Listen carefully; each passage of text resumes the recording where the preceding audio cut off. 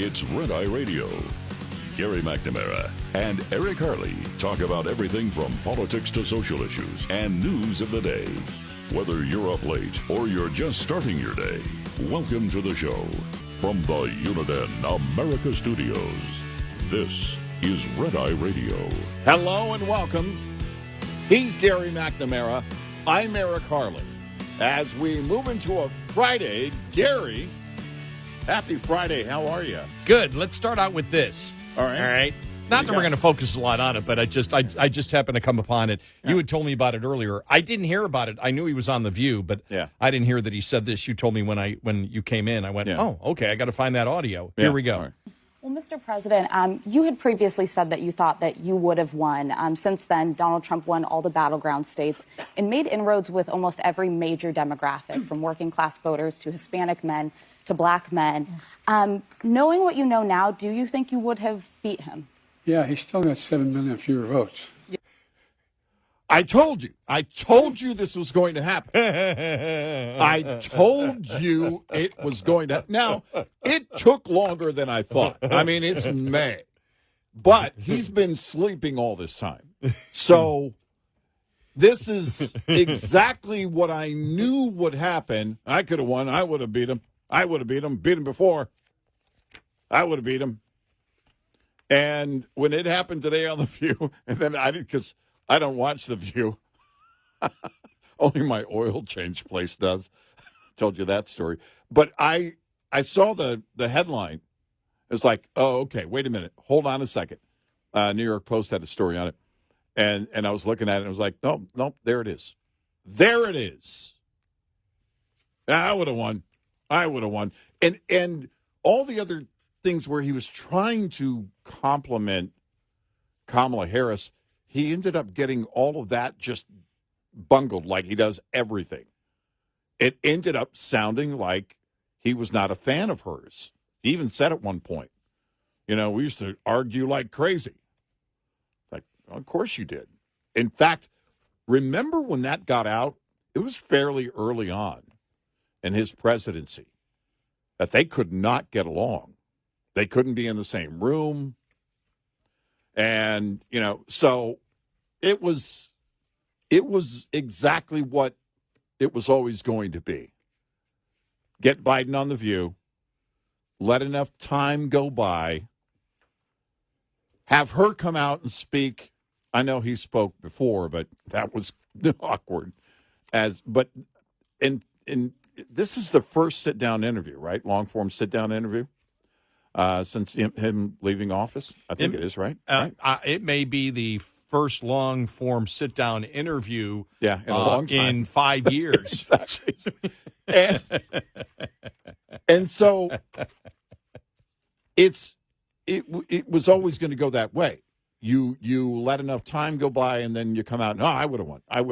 Because that's who he is. Well, the beautiful thing is, for Republicans have to be absolutely ecstatic right now that Biden is back out. Just the politics of it, every single thing, and we talked about it this week. Again, the Democrats just burying themselves. You had all the female athletes, we'll have this coming up a little bit later on, that were before Congress yesterday saying, this is unbelievable. The misogyny, the women hatred coming from Democrats, we're beyond having any type of understanding, where their minds are whatsoever. So they continue to pound again. They're and the other one coming up this week, they're pounding again about extending the tax cuts.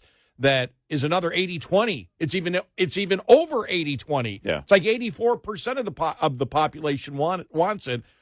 So the Republicans and the Democrats, I'll give both credit, have kept in the news all the 80-20 issues that the Republicans are dominating on, and the Democrats want to run away from Biden, but they really can't. And Biden is out there saying, I would have won the election. Harris, I'm going to, is she going to run again? She's the lead candidate. Biden, I'm going to be out there. I'm going to be promoting my administration. One of the things, and you saw Democrats saying it, probably started in the last month. I've seen more of it. Will Trump ever stop blaming Biden? It's Trump's. Trump is president now. Trump is president now. Yeah. Well, you just legitimized Trump, Vance, because Vance took off at Biden, and everybody did. You don't have the Democrats defending him, but it totally legitimizes what Trump pounding on Biden and Harris because they're in the news criticizing him. And they're criticizing him. You know, Biden, for example, saying all the great successes he had. Yeah. Well, you can't find a Democrat that's going to back that up and say we think there was great success in the Biden administration because nobody buys it. Right. I mean, Obama blamed Bush for, 3 or 4 years? I think it was into his 5th year. Yeah.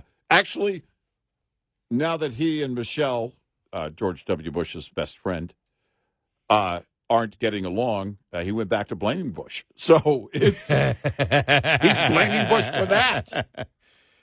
And so I shook my head yesterday saying, you know, we want to be out there. And then, you know, the whole thing about the $30 million book deal. Oh, I got to play Mark Halprin. Oh, yeah. Still, there's so much to do on today's show. But listen, stop everything you're doing and help us get it all done, audience. Yeah. Well, Mark Quit just sitting there and listening. Mark Halprin, again, a Democrat. Yeah. He's sitting there saying, well, the reason the Bidens are doing this is because they need money. Because the influence peddling money, the cash has stopped. Exactly. I'm like, oh, my God, this is coming from a Democrat. That's exactly what I thought, because the story is a $30 million tell-all, a deal for the tell-all, right? Right. And I thought to myself, oh, that sounds a lot like in the territory of what China was sending across, right? Because if you think was about it 24 million, was that what they identified it? Right. And so I'm thinking to myself, you've got to, because the chump change of going out for 300,000 a pop speaking engagements, first of all, to get to 30 million, you're going to have to do a ton of those. And he can't do a ton of those. So what do? You sit down, you break out the auto pen, and you write the book. Well, Sean Penn's brother, Otto. Well, the thing is, there's two things coming out of the book. He attacks Democrats. Yes. It's going to be a tell-all on everybody else. Right, but if he compliments the Democrats and goes after Trump and the Republicans, he loses. Right. If he goes after Democrats because they're the ones that screwed him over, he loses and the Democratic Party loses. And the same thing for the first scenario, if he writes that, because he's going to be defending 80-20 issues that he's on the 20 side of. Mm-hmm. And is this going to come out right before the midterms in order to maximize the... I mean, it's just... Here's the thing. In my mind, I'm thinking dollar signs when it comes to the Bidens. I'm not thinking impact on the party. I don't think he cares about the party. I think I look at it this way. If it's a $30 million deal, is there some kind of incentive bonus in terms of, it has to be New York Times bestseller for so many weeks, and then you get another $10 million or something like this? In other words, if you put it out there, because part of the story is that parts of Jill's diary will be included. It's not, they say tell all. It's not going to be tell all. It's going to be Biden throwing people under the bus left and right. And it could be Republican. It could be his own party. It could be Nancy.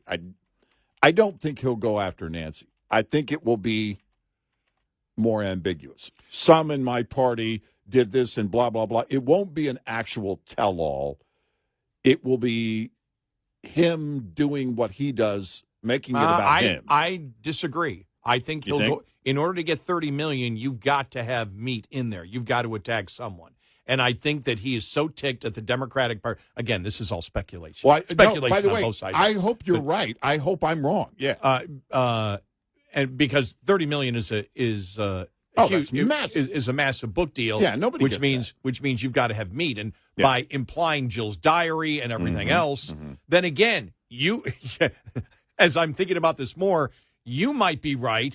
Because he might be trying to get a $30 million book deal by not telling you everything, because he wants to write another $30 million book after that. A well, follow-up. no, just because he always promises more than he delivers. Yes.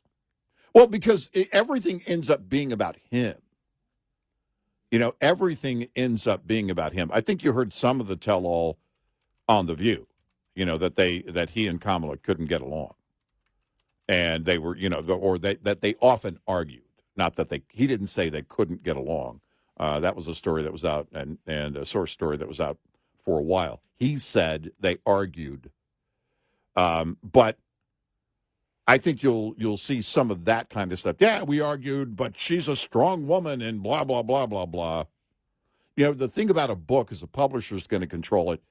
You can't control Biden when he's speaking, right? You can't control him in an interview situation, even with the lawyers present on the set at The View. You can't really control him in that setting, but a book will be more controlled. But he still has to make it about him. So the thing is that everybody's going to want to know what's in it. You'll know right away, though, because everybody, the reviews and, it'll be picked apart the moment it hits, and we'll know whether it is truly a tell-all or if it's just Biden. I checked AI. To earn $300 million from book royalties, an author would need to sell a substantial number of books, depending on the royalty rate. 300 or 30 million? What'd I say? 300. Oh, 30 million. In order to earn $30 million from book royalties, assuming a traditional publishing royalty of 10 to 15%, the author would need to sell between 200,000 and 300,000 copies of a $100 book to reach that income level. Who's going to pay $100 for the book?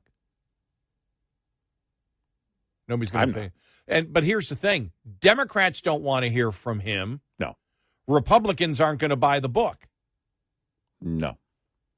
And the thing is, there's two possibilities: that he won't deliver what he has promised, as you have said, or what I have said, he doesn't care anymore and he'll create a civil war because he's so angry at the Democrats for what they did. I think he is. Yeah. Because he said, I would have won. Yeah, I would have won. Kamala and I had arguments. This is the fissure in the ice right here. This is exactly where I thought it was going because he's mad. Joe Biden is very angry, and Jill Biden is even angrier. Yeah. So because if they're walking around with the delusion he would have won, it's why then they want payback, and their payback is get $30 million in order to destroy Nancy Pelosi, Obama. They want to do everything possible. We would have won except for these people. I should have been the guy in 2016.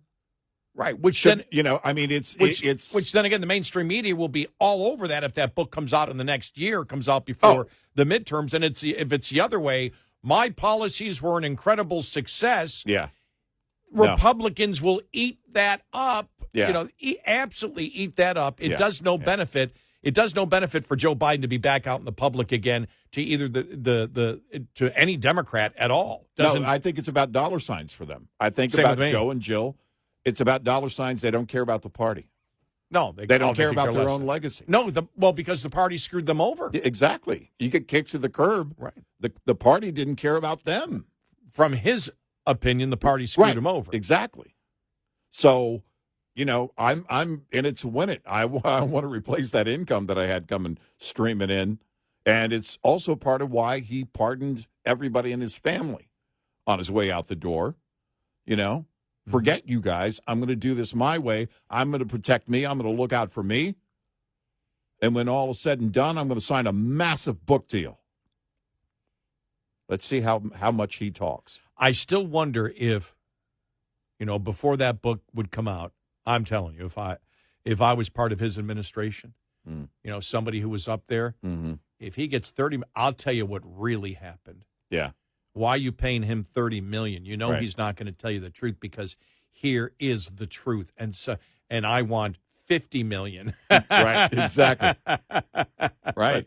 But that was just that was just so much. That was so much fun yesterday to watch that. Coming up, the Pope, tariffs and trade deals, a bunch of stuff on that one. Independent Bob called me yesterday. I was running errands. Dad's okay, but he's back in the hospital. Yeah. But actually, being in the hospital, there's a lot of good news that we've gotten from the doctors. Good. So that was good. But and so I've been running errands because I'm back there tomorrow. I'm flying back in later today. Yeah. Yeah, it's Friday. You saw me look. I'm like looking, pretending. I'm looking like, do I got to watch? What's going on? Where am I? What day is it? And so I'm running a bunch of errands, and he calls me. He said, "Have you been watching this press conference?" Yeah. For Independent Bob calls you. Yeah. Independent Bob called me. Yeah, and he hasn't called me in a while. And I said, no. I said I'm running errands right now.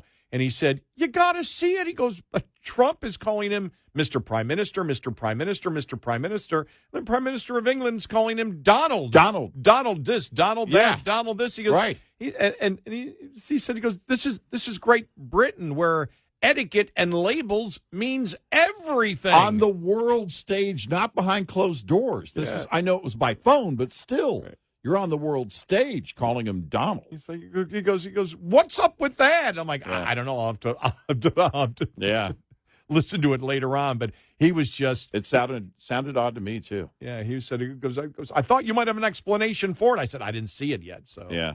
Just greatness. What a great day it was yesterday for news. 86 the Pope and everything else coming up. 866-90 Red Eye.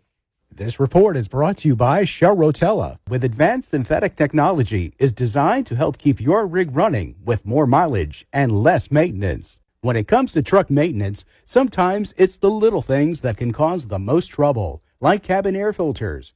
When properly serviced, cabin air filters provide a barrier between pollutants and harmful particles outside and your HVAC system. If you don't pay attention to them, however, this small part can turn into big trouble in no time. Breathe easy when you know how often to get your filters replaced. Long-haul drivers should replace their cabin air filters every 50,000 miles, or according to the manufacturer's recommendations. If you operate in dusty environments, consider servicing your cabin air filters more often. Lines open for your calls. 866-90 Red Eye on Red Eye Radio.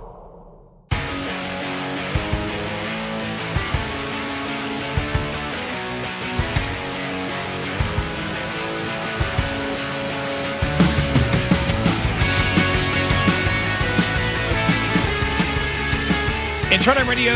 He's Eric Harley, and I'm Gary McNamara. So much to talk about, but this one seemed to fly under the radar. Well, Republicans really aren't going to promote this. It's interesting that I didn't see many Democrats.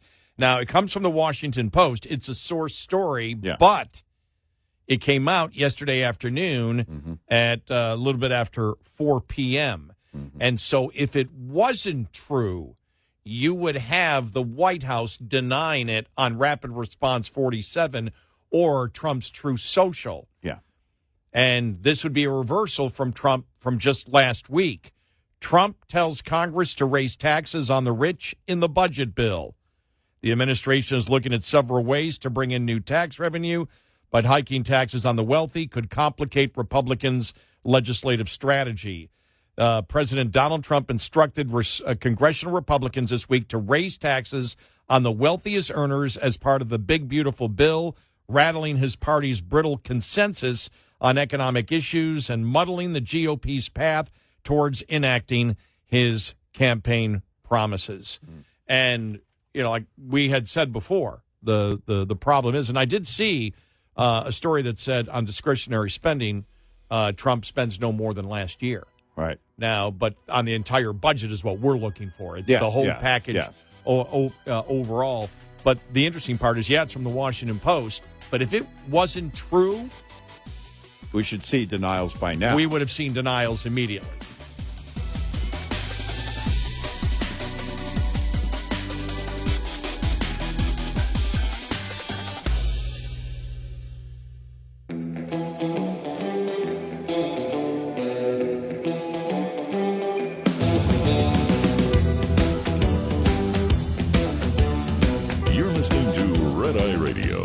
From the Uniden America Studios.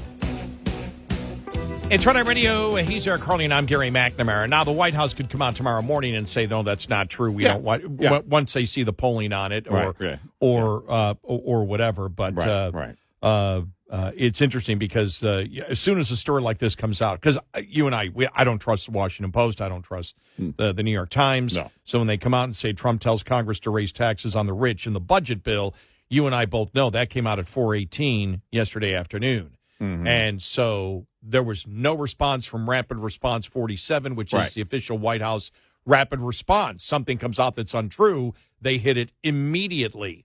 And there was no comment from the White House on it, no comment from Mike Johnson, and nothing on Donald Trump's Truth Social or nothing on Rapid Response 47. So it'll be interesting to see what happens. I mean, the president speaks every day and takes questions every day. It'll be interesting to see what happens tomorrow on that. Josh Hawley said in the Senate that he would vote for it, but pretty much every other GOPer in the Senate probably wouldn't. Maybe one or two might. But the thing is as the sausage is made, the president is trying to whip the votes, right? I mean, which is what he should be doing. This is how you bring your agenda together. And you're trying to make it all fit. You got to pay for all the stuff you want to do. And you also want to be able to claim, hey, we cut some things, right? But if you cut, then you're going to have to, if you make cuts here and there, I mean, you're going to have to, again, show your work. And if you're going to give benefits and any benefit, raising the SALT limit, that's still being discussed. It's discussed in this Washington Post story. So as all these things play out, the president's trying to whip the votes along with Speaker Johnson on Capitol Hill. Then it's they're not whipping yet. They're trying to figure out what the bill's going to be. Yeah, well, loosely whipping. They're trying to, I like that. No, that's a great. That's a great line. They're loosely whipping. Well, because they need to know what they can float, right, and promote first before they can bring it together. And then really then they've got to bring both the House and Senate together, because you really got to find out, we know, like, okay, Holly's on board for raising taxes on the rich. But, I said during the break, all right, if you were to say, all right, we're raising it, but not back to 39.6, we're going to raise it to 38.5, could you get some more GOPers? I don't know. I don't think you're going to get a lot of Republicans on board for that, because it doesn't matter how much you raise it, you're raising it. Well, but they're going to need to do things in order to pay for things, and I don't know how you make that math work. Well, you said it to me earlier, how they're going to promote it, and we've talked about this before, is, well, we're going to give tax cuts to the lower incomes by raising it on the higher incomes. But the problem is the overall philosophy and the what I would look at as the tax morality that the Republican Party, especially conservatives, believe in. We've got to cut the budget. Yeah. And every time you raise taxes instead of actually cutting the budget, you're just delaying the problem down the road. Well, it's not actually about whether you pay more in taxes or not. Right. You and I paid more in the Republican 2017 tax cut bill. Yeah. You and I paid more in taxes. Right. We're not considered, even though there was that one caller that believes that we're billionaires. And he was serious. He was serious. I just swear, it was so funny. He was serious. We're not, and we're not listed in any of those income levels. I did see one time that I went, where it says, I looked for my net worth. Yeah. And it was like $400 million. Right. I was like, and I'll tell you this, it's not $400 million. It's somewhere between 0 and $400 million. Yeah, that's all I'll say. I have not reached billionaire status at this point. That's all I'm going to say. I've never seen any number close to what I know my net worth is. I mean, there's I'll just say this. It was never close. But. There's a lot of zeros in my life. That's all I'm going to say. Boy, that can mean two things. I think we know what it means. Well, I have I have about 10 million in net worth, but it's negative. Exactly. It's all debt. It's dash 10 million, as the young people would say. But the point is, even when Republicans cut taxes, that's why Eric and I are worried. When Republicans cut taxes, Eric and I had to pay more. Yeah, if Republicans are going to raise taxes, oh my gosh, what's going to happen to us? No, look, I could see them. We were talking about Social Security. I could see them going, okay, we'll put a limit on it, and if you've got a net worth or whatever, or you're getting this much, no taxes on Social Security. But for those above that amount, your taxes go up. I mean, this is if it is true that they're talking about raising taxes for the upper end, I could see them saying this: we're going to let those tax cuts for the rich expire. Basically, we're going back to 39.6 on the upper end, so that we can pay to keep the middle class tax cuts in place for the working people of America, and that's how you do the sell. Right, that's a problem for Republicans. It's a problem for me as a conservative, because not only are you, like you said, kicking the can down the road, you're also putting permission for the Democrats, when they get into power and they have enough votes, to say, well, Republicans agree. Yeah. The rich should pay more. Well, when it comes to attempting to make, which you're going to have to do, eventually you're going to have to make cuts.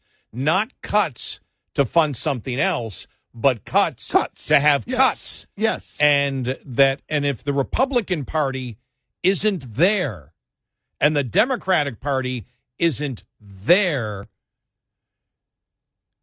we're fiscally doomed. Right. Down the road. Right. It shows that both parties don't, and that's the point. It's not even to me about raising taxes a little bit, because if you have great tax policy overall, and we said this last time, I wasn't in favor. I think it was bad what Republicans did, which caused you and me to pay more in taxes, because the business deductions that you and I made gave an incentive to us to make a lot more money. Right. Which then you pay more taxes on. Right. It's sort of like it wasn't capital gains that affected us. It was other business deductions that you can take. Right. But it applied to millions and millions and millions of people. And, yes, it did. Yes, it did. And so I'm more against taxes that reduce the incentive to go out and make more. And we said it at the time.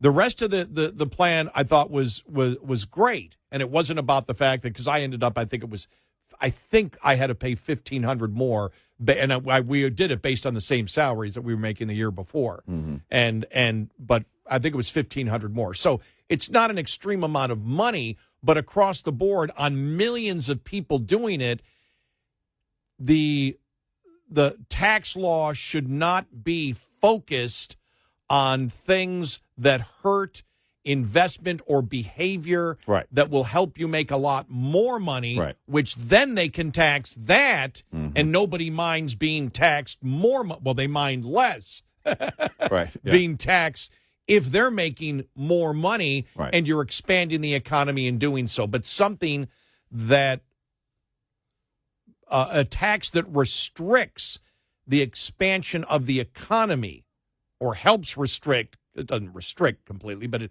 helps restrict.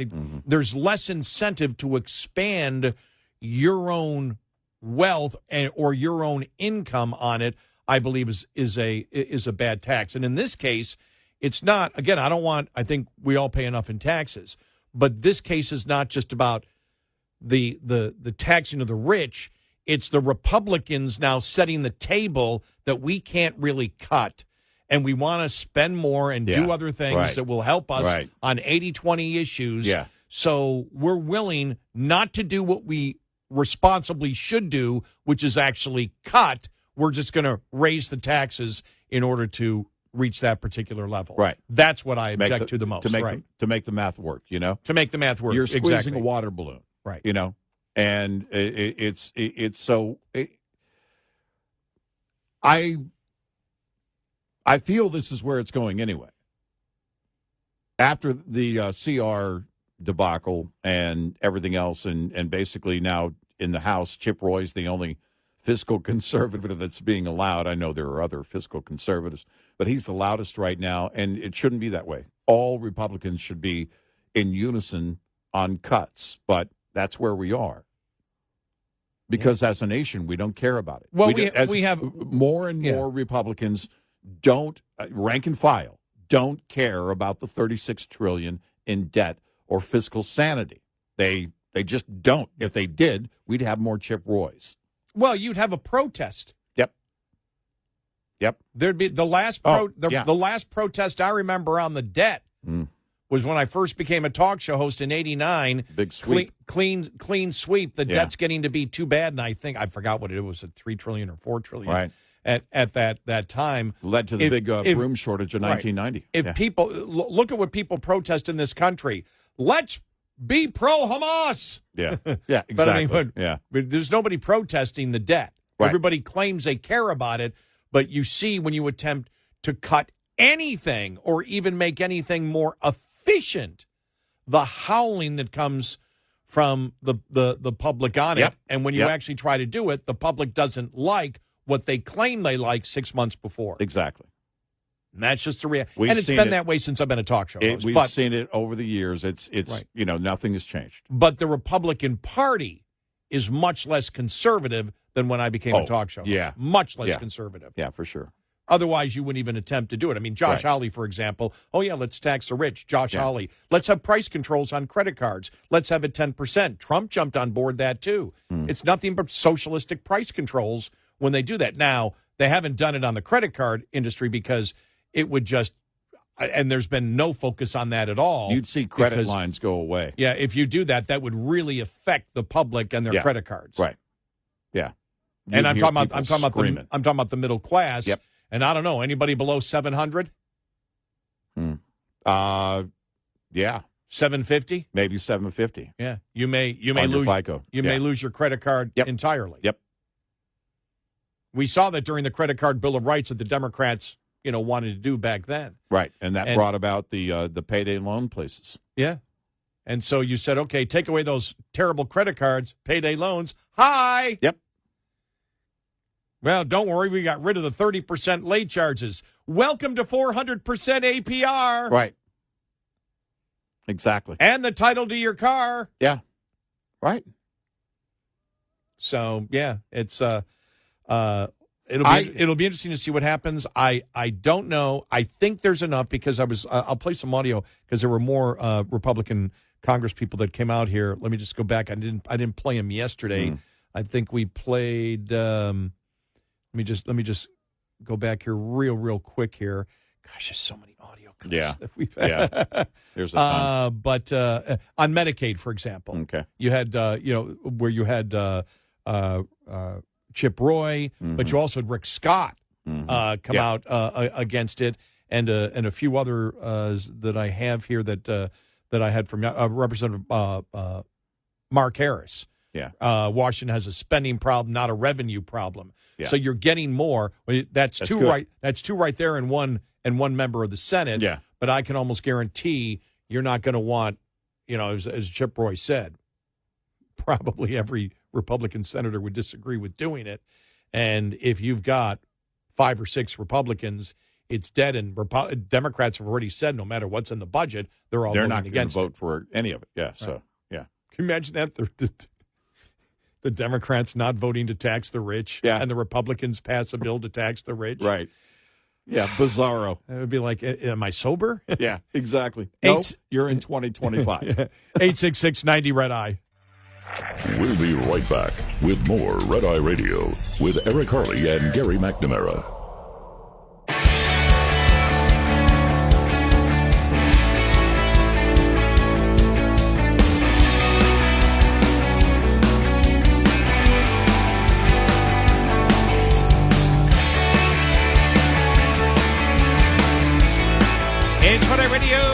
is Eric Harley, and I'm Gary McNamara. Welcome and good morning. Coming up following the top of the hour, the framework. What was the word yesterday that was being? Equilibrium. Oh, the equilibrium framework of a trade deal with Great Britain. We will get to that. I'll say this: looks like at least heading in the right direction. They've started. You know, they're all sort of skipping at the beginning of the yellow brick road, right? You know, and in that circle. Remember the circle going on as they start heading down to Oz. Right, exactly. So they're all going the same direction. Yes, right. It's the beginning of the journey. Yeah, we have movement. Yes, we have movement. We're going to need more oil in the oil can. Yeah, for sure. Top of the hour news is brought to you by House Products. Visit houseproducts.com. This is Red Eye Radio on Westwood One.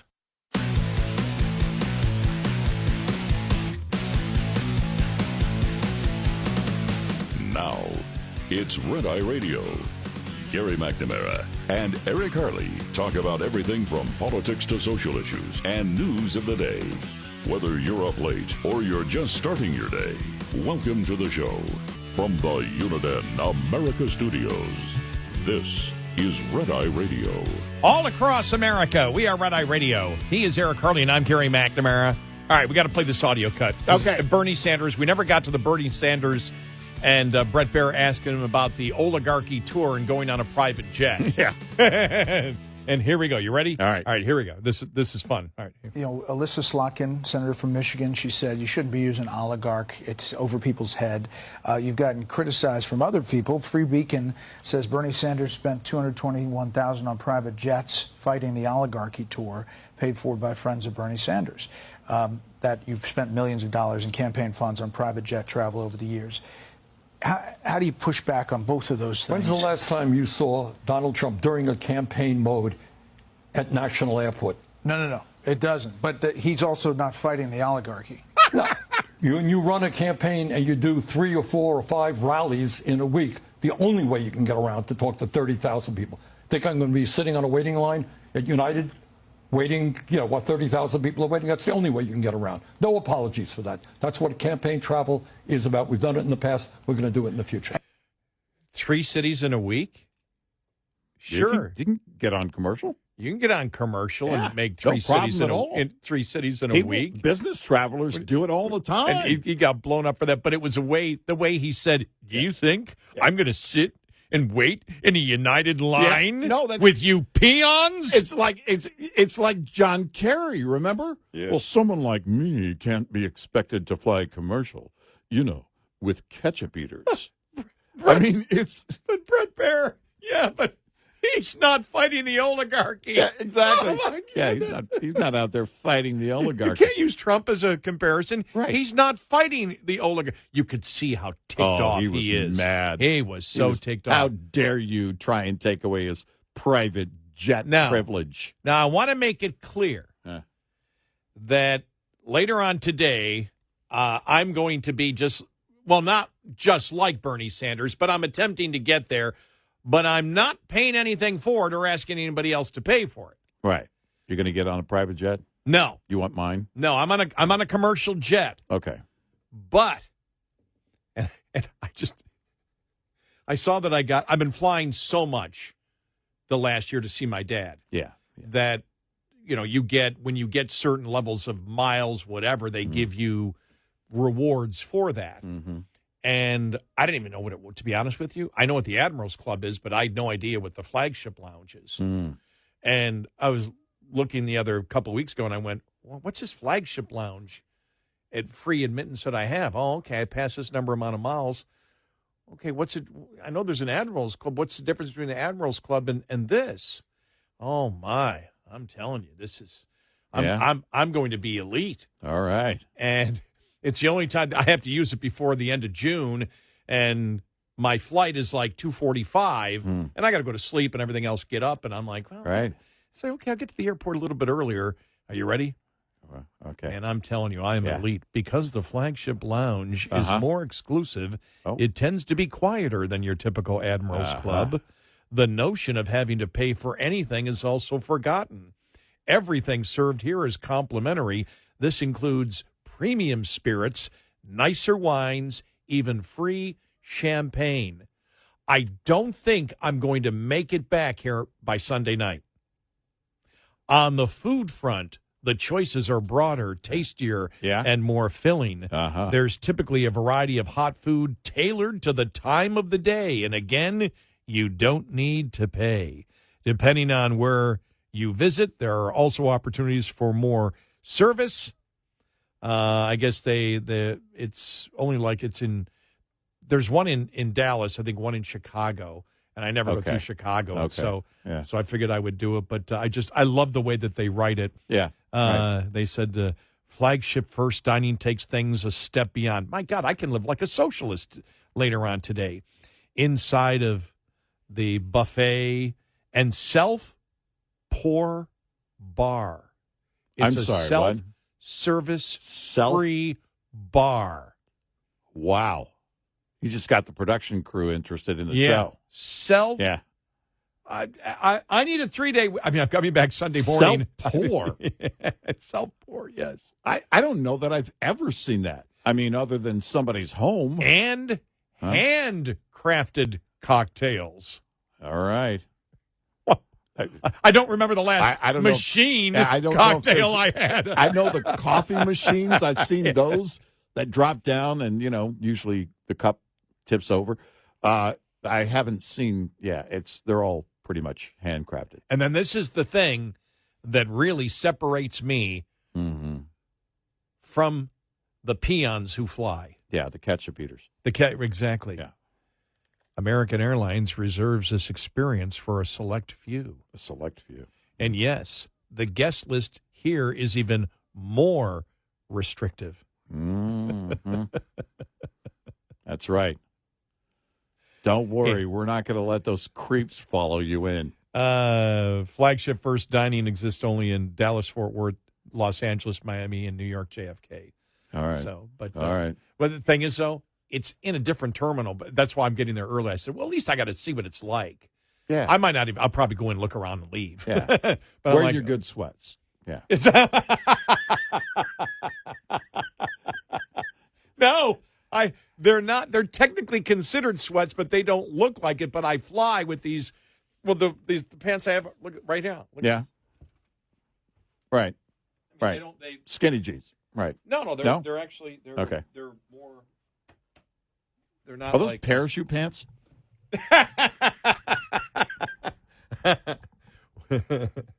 I'm singing for the Pet Shop Boys. Yeah, exactly. You get those at Hot Topic. They're just great because they're so light and comfortable. That's why I loved traveling with them, and I love wearing them. I love wearing them to work. Right. Feels like the light stuff they wear in a hospital. Exactly. We're going to have to take you down the hall now, Mr. McNamara. But actually, going there tomorrow, it's going to be a little chilly when I get in, so I'm actually wearing jeans. All right. There. All right. But yeah, it was funny now, because do they require a jacket? No, I don't think so. No. No dress code. Just see there's another dress code. But they talk about like this is where the elite, that the peons go to the Admirals Club. No, that's what I love about it, because it's like, no, it's like this isn't your normal experience.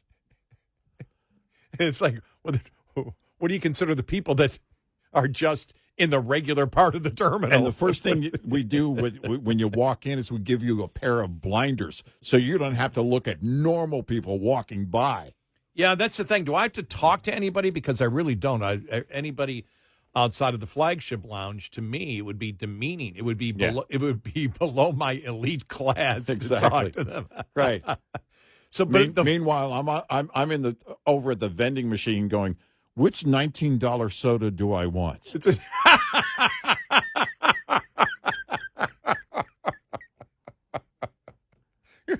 You're probably paying more. Yeah. Because I think the Admirals Club is like $450, depending on if you get the credit card. If you have the credit card, you're probably paying like $300 or $350 for the entire year. And you probably, if you went 20 times a year, will totally Oh, totally worth it. Totally cover the cost. Yeah, It'd yeah. probably be more expensive to not have that and travel 20 times a year and eat inside the airport. Right. Might be more expensive. Right. Yeah. But it was just so funny because when I thought the other day, I went, I'm traveling. I said, wait a minute. I saw I had that flagship lounge thing.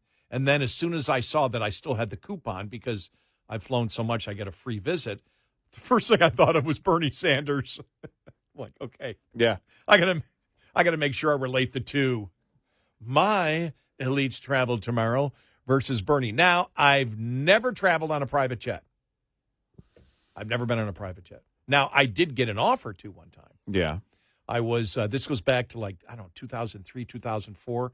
Right. Sean Hannity was in town.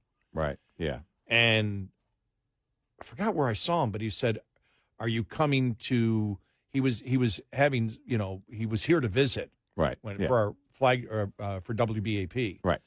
Right. Here in Dallas. And it's our flagship station. Yeah. Nothing like the flagship lounge. There you go. And I said, I can't because I got to catch a flight back to Buffalo. Mm.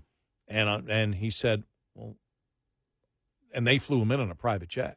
Yeah. And he said, well, I'll fly you back there.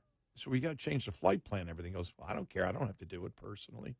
And I thanked him. I said, thanks so much. But no, it didn't fit my schedule. Yeah. So I was offered a free Right. ride one time. Yeah. On a I have a friend who has a lease on one, but he has an international business.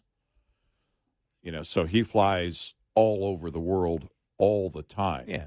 And it's for him because his entire staff flies with him. It actually doesn't cost him much more than normal. In fact, saves them time. They can. Yeah, they can, there's a certain level where Yeah. it makes sense to. I don't know if it makes sense to actually buy one or just lease time or whatever Yeah. would be better. Yeah. Professional golfers, especially if you're a well-known celebrity, Right. Right. it's got to be tough. But then again, there I was on that American Airlines flight last October, and there was Ponch. Excuse me. Yeah, it was Ponch. Yeah. Right. Mm-hmm. Yeah. John's the other one. Yeah. Yeah, it's Ponch and Yeah. and John. Yeah. And Eric Estrada. Eric Estrada. Right. He was.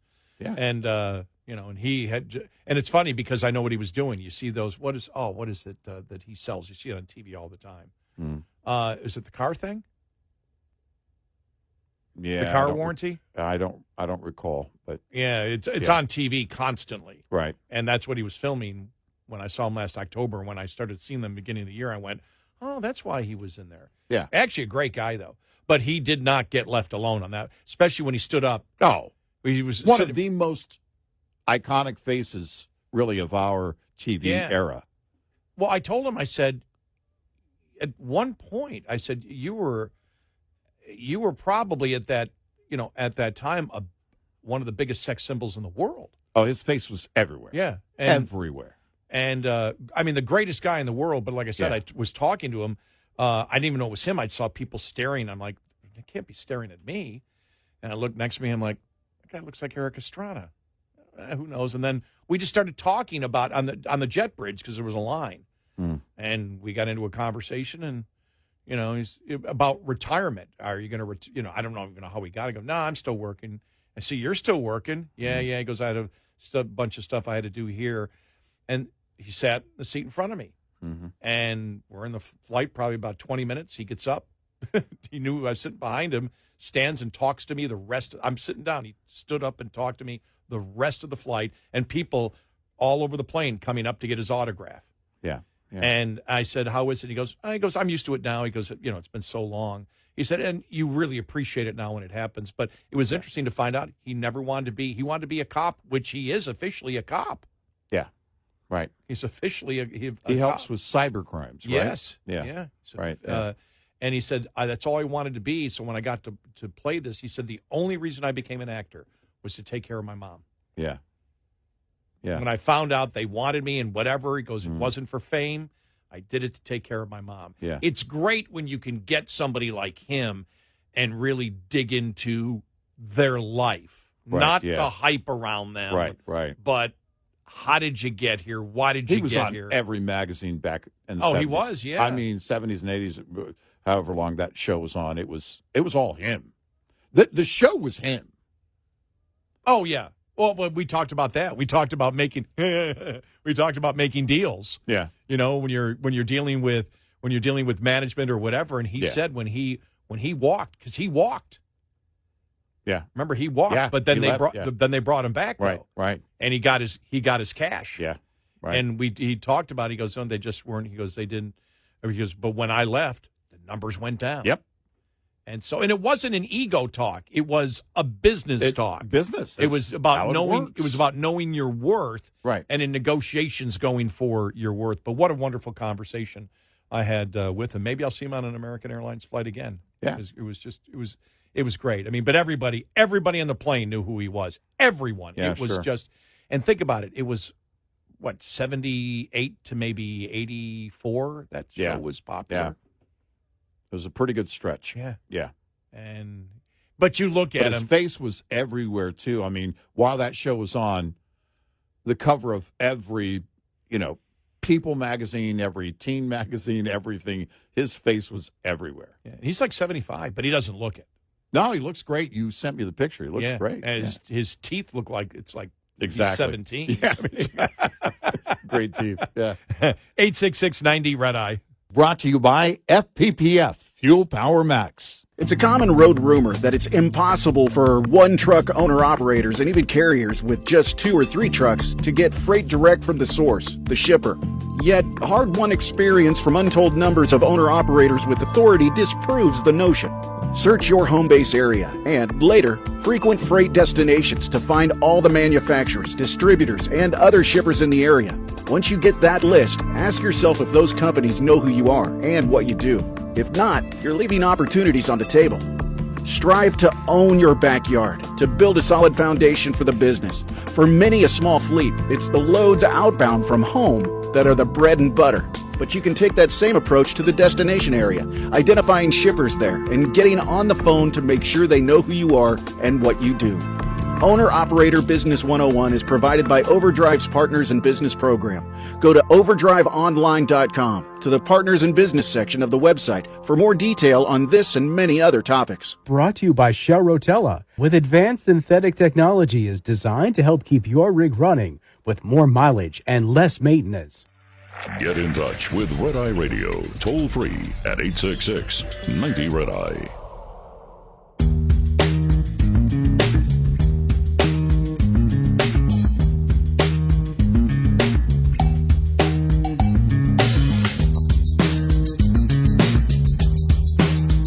It's Red Eye Radio. He's Eric Harley, and I'm Gary McNamara. We'll get to the trade deal here in just a moment, plus the Pope.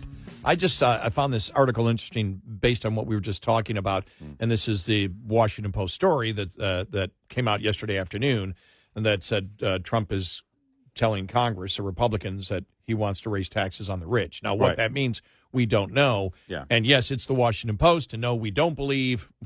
We always verify when the Washington Post writes a story.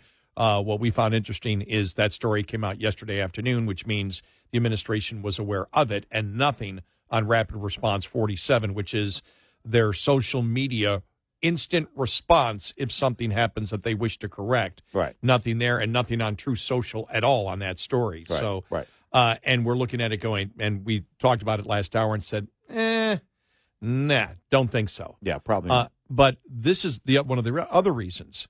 Washington Times editorial yesterday. And by the way, if you don't know who the Washington Times is, they're a conservative media outlet in Washington. Mm-hmm. Time to zero out the Inflation Reduction Act.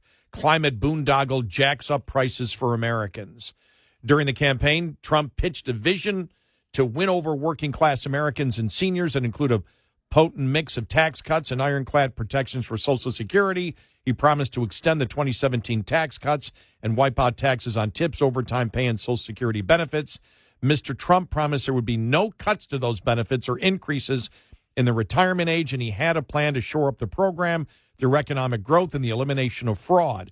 It resonated with voters, feeling squeezed by inflation and uncertainty. Now it's time for Congress to deliver on those promises, for Congress to enact Mr. Trump's tax cuts without substantially increasing the deficit. It must find offsets and reduce spending. Critics, including economists, and fiscal hawks warn that simply adding the deficit to pay for the president's tax plan could hasten Social Security's insolvency, already projected for 2031. Oh, my gosh, it's moved up again. It's like 3 years, when benefits could face a 33% cut absence reform or new funding. Congressional Republicans are scrambling for solutions that won't balloon the national debt. The options floating around threaten to undermine the cornerstone of Mr. Trump's campaign promise about robust and economic growth and opportunity for all. And we'll continue with this article because they get into increasing taxes and saying, wait a minute, get rid of the Inflation Reduction Act. Why can't Republicans get rid of that when it passed in reconciliation? Right. You don't need 60 votes in the Senate.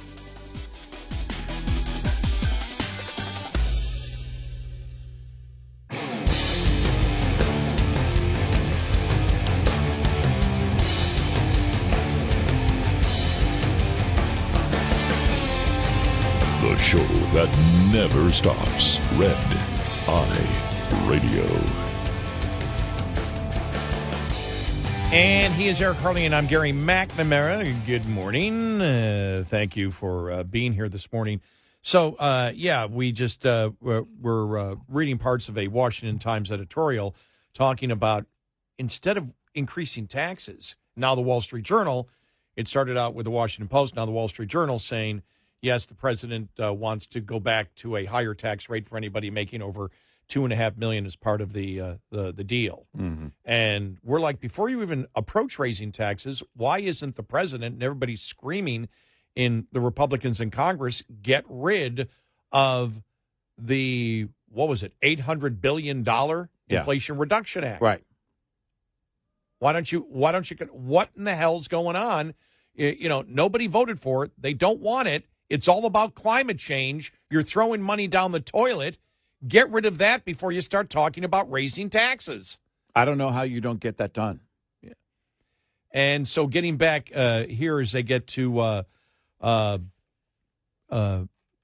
meat of the issue here, congressional Republicans are scrambling for solutions that won't balloon the national debt.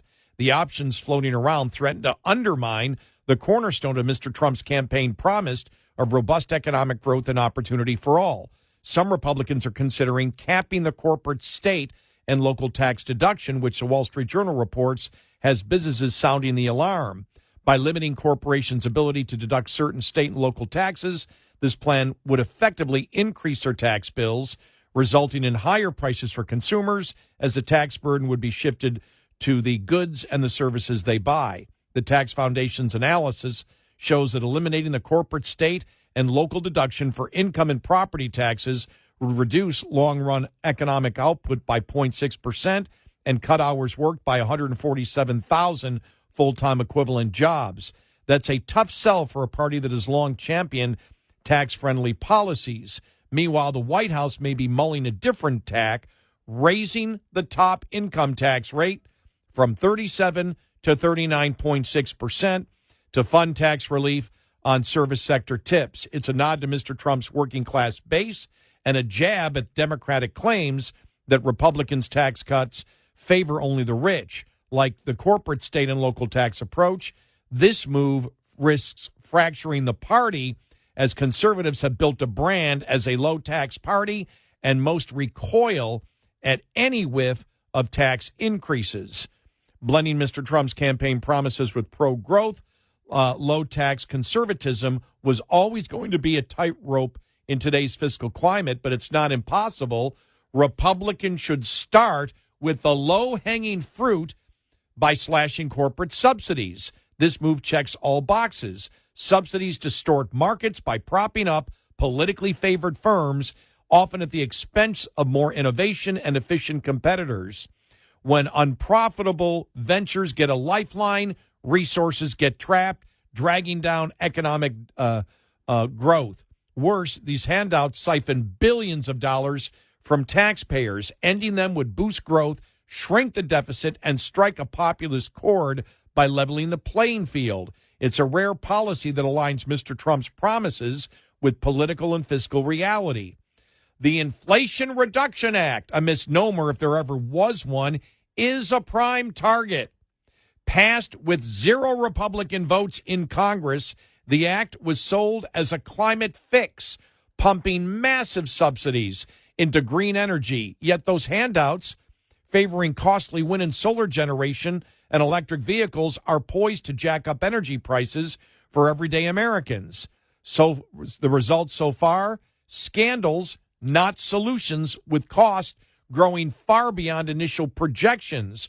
Current estimates peg the cost of the Inflation Reduction Act to $936 billion to $1.97 trillion over the next decade, potentially soaring to $4.6 trillion by 2050. Here's the kicker. The Tax Foundation calculates that scrapping the Inflation Reduction Act's green energy credits would save taxpayers $851 billion over 10 years. Supporting those estimates, analysis from Ernst & Young suggested elimination of the Inflation Reduction Act electric vehicle tax credits alone would save roughly $300 billion from 2026 to 2035. That's not the whole fix, but it's a solid start towards offsetting Mr. Trump's tax cut agenda without breaking the bank or his promises. Some Republicans might balk, despite voting against the Inflation Reduction Act in the first place, because it was structured so that some of those subsidies flow to conservative districts to buy their support. They shouldn't.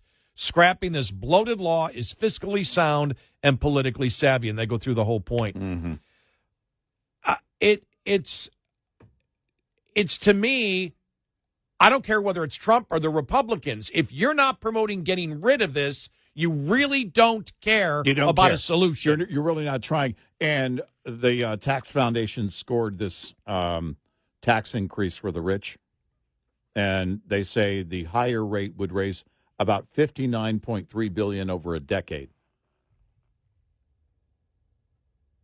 So, and here you can $5.9 billion a year. Right. And here you can cut $80 billion a year. Exactly. At least on the it could be it could be more. It could be 100, it could be $150 billion a year. You could cut with the Inflation Reduction Act because remember, it keeps growing as to what's needed at the time, which is why they say it could be anywhere over the next 10 years between $900 billion and $1.97 trillion. Right. Well, if it's let's put it in the middle. Let's say it's $130 billion that's that's 1.3 trillion. 1.3 trillion. Mm-hmm. It's $130 billion a year. Yeah. Cut it. You're approaching Doge territory now. Right. It's climate change. Exactly. It's all climate change stuff. Right. Get rid of it. Right. Well, no, because we've got green energy companies now in our conservative districts that use it. Then you're never going to solve the damn budget problem, and you're just as irresponsible as the Democrats. Right. You're playing their game. You're letting them win because the Democrats did it that way, knowing this money is going to be funneled into red areas, and you don't dare rescind it. Right. And they're right. If they do nothing about it, Democrats were right about that. And we'll keep and nothing in the game changes. Nothing in the game changes. $36 trillion. Yep. I expect nothing being cut. I expect nothing to be cut. We're not serious. Nobody's screaming about it. I mean, that's the first thing that should go. It's Inflation Reduction Act. Take it out. Americans already know once they learned that it did the opposite, it did not reduce inflation, it increased inflation. Once they found out they were lied to, Americans aren't even in favor of it. And this should be the first thing that Republicans should cut. Right. You don't need Doge to tell you that either. Nope. It's a given. Right. Cut it. It's for climate change crap. Right. Get rid of it. Right. God. I mean, that's what's frustrating. By the way, if we're right on this, I hate being right. Please prove us wrong, but I don't expect it to go away. I don't.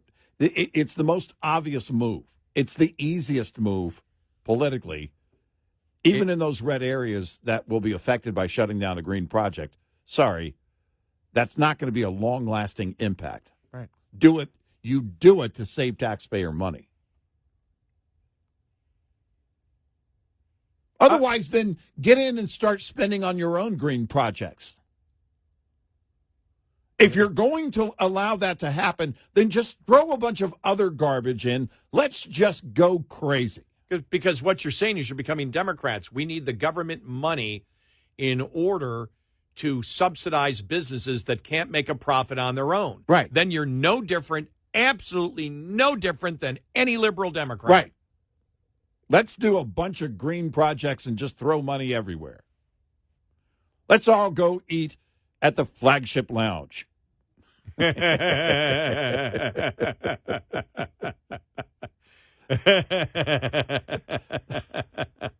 Come on, Bernie. Come on, AOC. We're going to have a sit-down meal.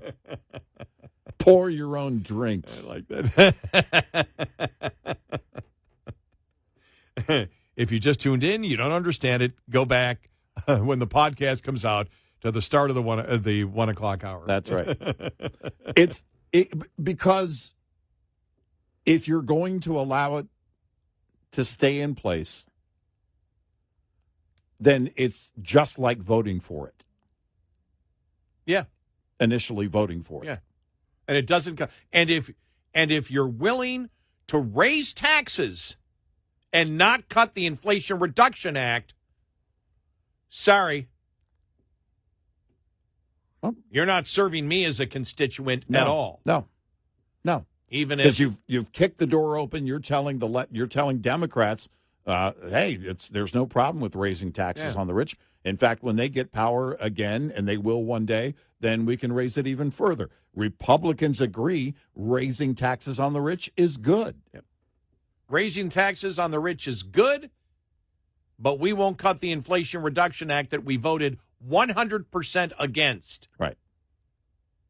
That is against everything that we believe. Why? Because, well, some of that money is going to subsidize companies that can't make a profit on their own in red districts. And it was set up that way because we knew, just like Obamacare, that Republicans are gutless. Yeah. That's the philosophy behind it. Yep.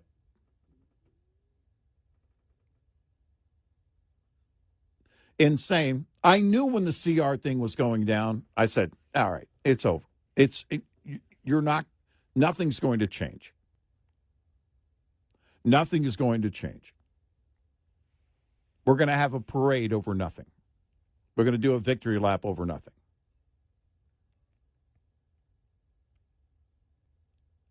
Because it will be nothing different. And we've got $36 trillion in debt, and nobody cares, so politically, you get away with it. Cutting is hard. Doing hard things is hard. We don't want to do hard things. Hey, Democrats have had power more than we have, and they've done easy things. Well, let's do the same. If you're a Republican and you voted against the Inflation Reduction Act, you should be screaming right now. You should be screaming right now to rescind it, to take it out, take it down, do away with it. And if you don't do that, I don't know why you voted against it in the first place. Right. Because you're not really against it. You're okay with, because you don't want to touch the money, the green project money in red areas. Well, you're telling me you're no different than Democrats. Right. That want it for their area. Exactly. As we've said, once the money stops flowing, it's almost impossible to stop. Exactly. Yeah, once it's out there, you can't do it. You can't undo it. $36 trillion and growing, and we'll never learn. 866-90-RED-EYE. Get in touch with Red Eye Radio, toll free at 866-90-RED-EYE.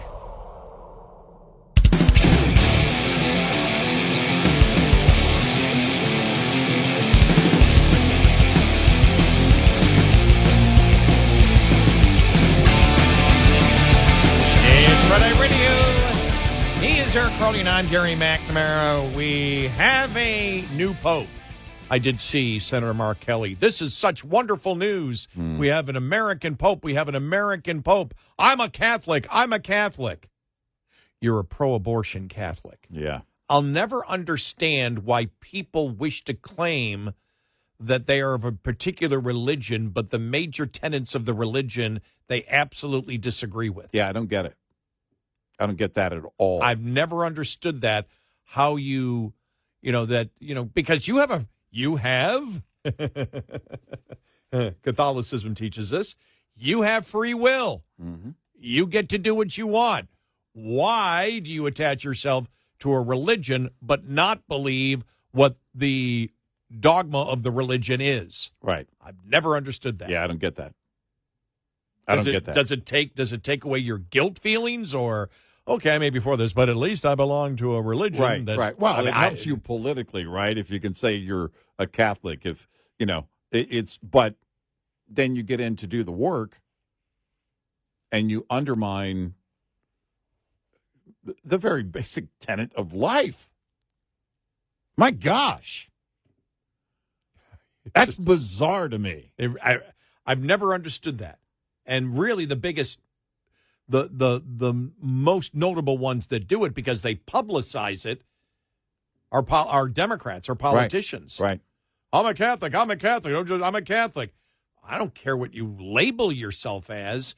Do you abide by their teachings? Right. Well, some of them when I feel like it. Right. Oh, okay.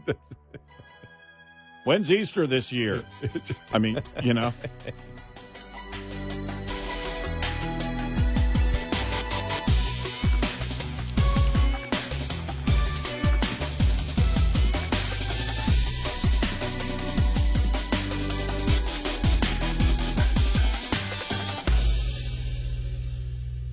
This is Red Eye Radio on Westwood One.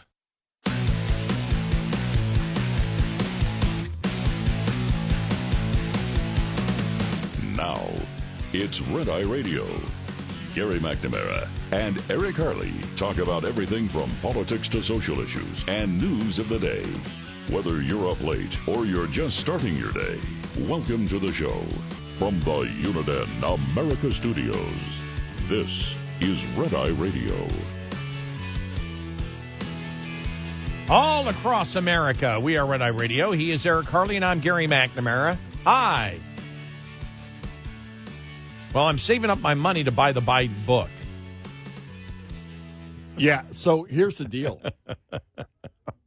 If it's a Biden so-called tell-all book, and it does end up that they use some of Jill's, because this is the source story going around, some of her entries in her diary from their time in the White House. By the way, wouldn't that have to include his years as vice president? I mean, right? Wouldn't it have to, not just the 4 years, you got to go back. Yeah. Biden, Biden's ego. Maybe even to senator. Yeah. Biden's ego is, I don't know. I mean, they're not going to go $100 on the book. We were doing the math earlier. You looked it up. What does it take to get a $30 million deal? You'd have to sell 200 to 300,000 books that cost $100 each. Now, who does the book on tape? Is it Biden or is it Jill? Is it Joe or Jill? Because if it's Joe, we're going to have some problems, Jack. Kamala. Kamala does it. Yeah. Because the thing. Hunter needs a job. Yeah, exactly. Listen to the audiobook, Joe Biden. Yeah, so when it's the White House, that is no serious. No joke. I said Joe Biden. I was trying to think of the name of the book. What would the name of the book be? I was going to use a word I can't use on the air.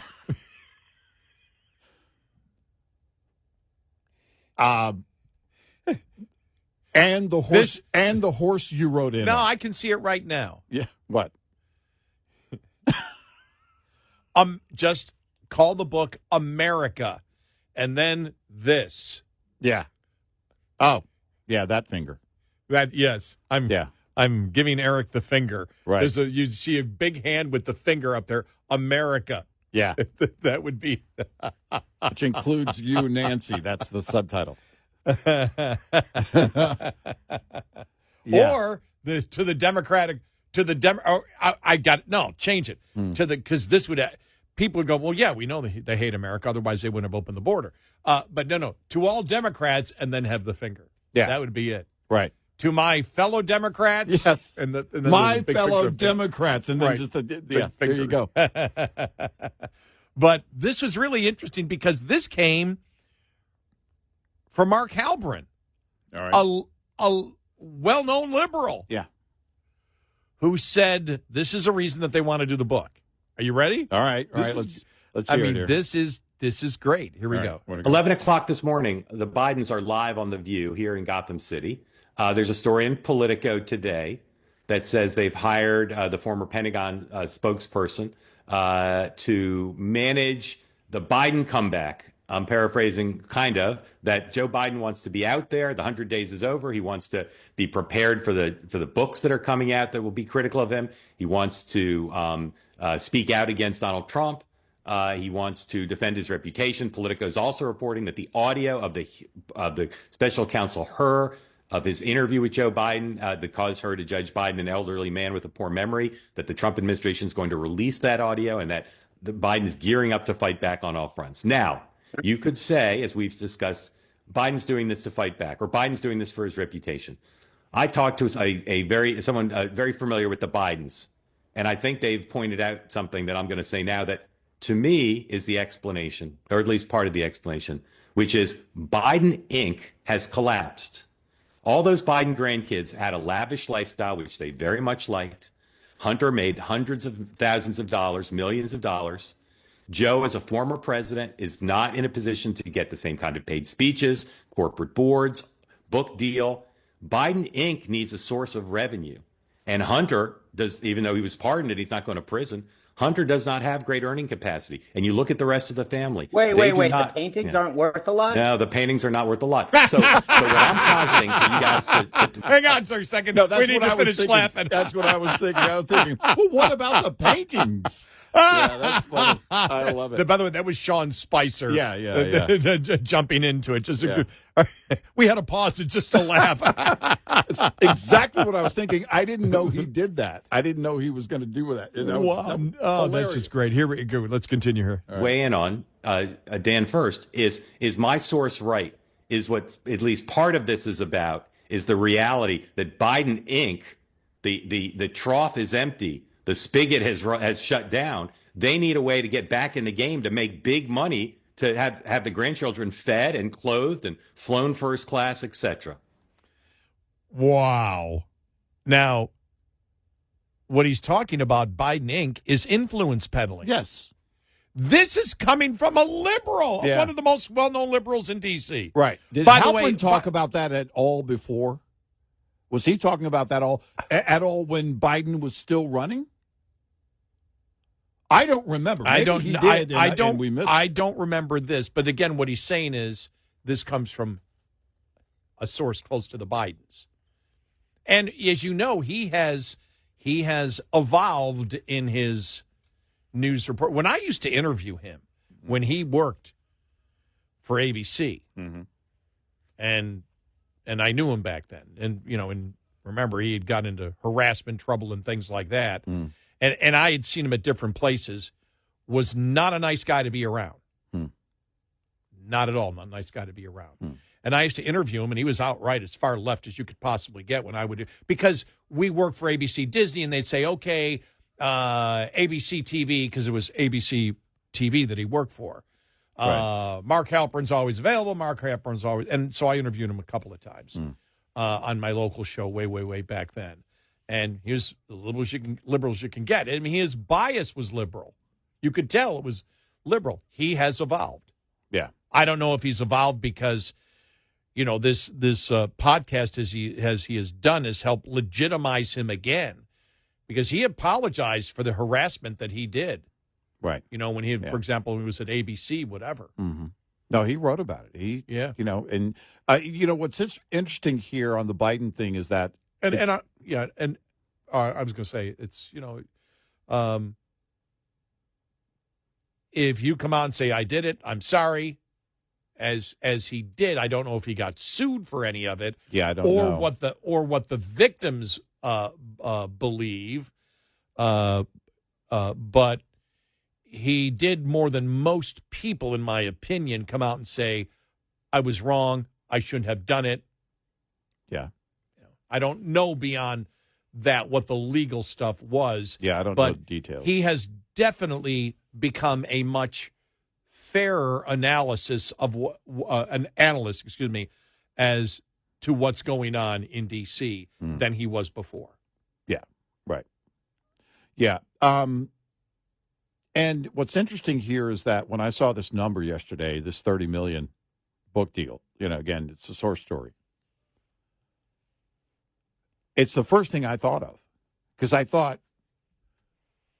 $300,000 per on the speaking engagements isn't going to get it done for Joe Biden if he's used to that money train just never stopping. Well, it was that he couldn't get $300,000. I don't know how much he could actually get. Well, exactly. And I had asked before, I said, well, who's going to bring him in? Who's going to hire him? Do you want your brand associated with, if he starts going off like he did whenever it was, the first time a few weeks ago, and it was like, oh my gosh, it's bizarre. Do you want your brand associated with that if you're a corporation or an organization? Well, the money thing isn't going to be there for you then. So what do you do? Now, here's the deal. If this is true, if there is a tell-all book in the works and it's $30 million, this has to be the Hail Mary, right? Because the publisher is going to want to see what is going to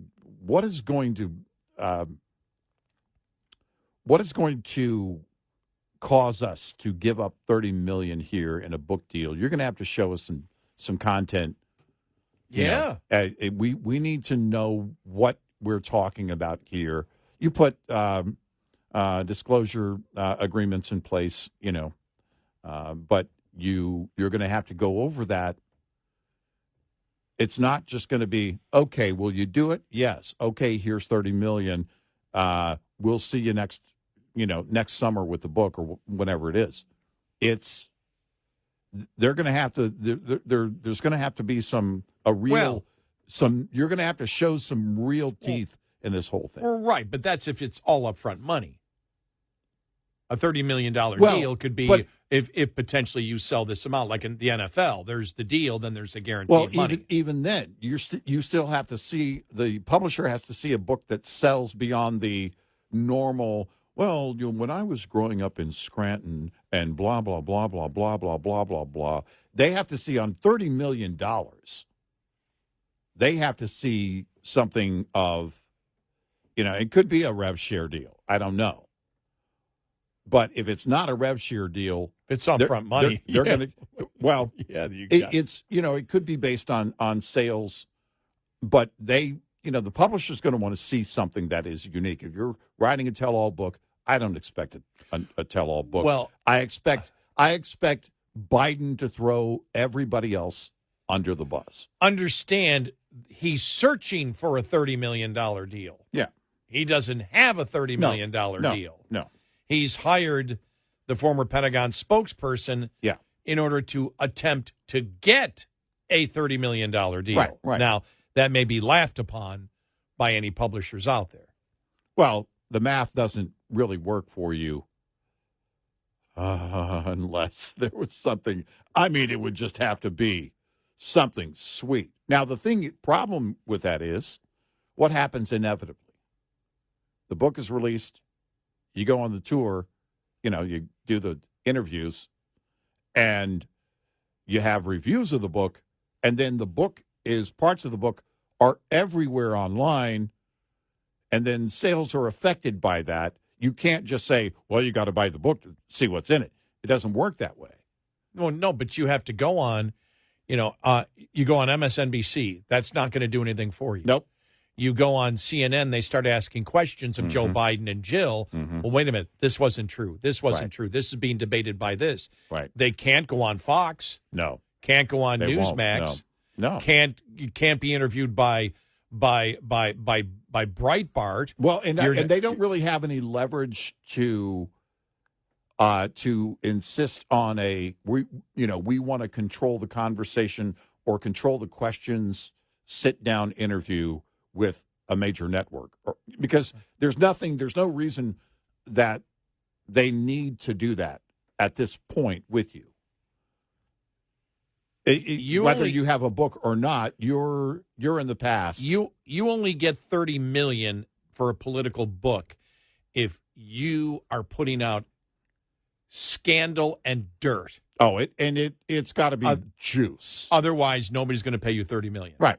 No, it's got to be juice. It can't be. It can't be Joe Biden and my hairy legs. And by the way, it also can't be, or Nancy and her hairy leg. It can't be. Then again, it could be Joe Biden and his hairy legs. That might get more people interested in buying it. But here's the thing too. It also can't be just a book filled with attacks on the Republicans. That goes nowhere. Well, but that's not tell all. No, but if you do attacks on the Republicans, you're not going to want MSNBC doesn't want to interview you. No. Because if the book comes out a year from now, right before the midterms, the last thing they're going to want to do is remind people what the Democratic Party is about. And if he attacks Republicans on all the issues that are 80-20, Democrats don't want to interview him. And even if it's a tell-all of you'll never believe what Mike Johnson did behind closed doors, or something stupid like that, it's not going to. By the way, we don't have any information about Mike Johnson. What did he do behind closed doors? Yeah, nothing. Yeah, nothing. Yes, he talked about making cuts, which are never going to happen. I'm trying to do my impression of Mike Johnson, and we'll see where it goes. But it has to be tell-all about your own party. It's your party that kicked you to the curb. Yeah. He's mad, and so is Jill. Yeah. And it has to be that, because that is the drama. And do they want to talk a civil war, let's say 6 months before the midterms? $30 million is a lot of money. Yeah. 866-90 Red Eye. Coming up, more with Gary McNamara and Eric Harley. It's Red Eye Radio.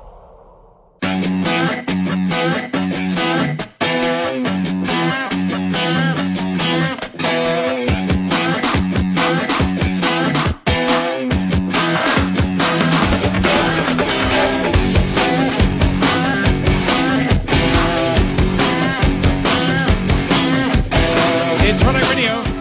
He's Eric Harley, and I'm Gary McNamara. All right. Well, the framework equilibrium? No, equilibrium. Is it equilibrium? Yeah. The framework equilibrium permission structure. Yeah. Trade deal. Yeah. It's we're just trying to be up on our language. Yes. With how the kids talk. It's heading in the right direction. Yeah. Yeah. It's heading more in the right direction than the wrong direction. Right. Yeah. We have said when it comes to trade, it's not what Trump says, it's what he does. Right. Yeah. Because he's been all over the place to the point of being completely incoherent as to what he wants. And it changes all the time. This trade deal could change tomorrow. Who knows? Yeah, right. It's not signed yet. I don't know if that changed by the end of the day, but there were several reports where the officials on both sides were saying, well, It's not, this, which, by the way, this level, the framework isn't signed yet. Well, the deal isn't going to happen for a long time, but, we'll, see where it goes from here if anything changes. And so, even from the beginning of this week, when Trump was talking about you're going to have to pay, no matter what the deal is, you're going to have to pay to do business here in America. Mm-hmm. that's not what we get from Great Britain right now, even though the 10% tariffs did stay on. Yeah. Their goal is to get rid of it.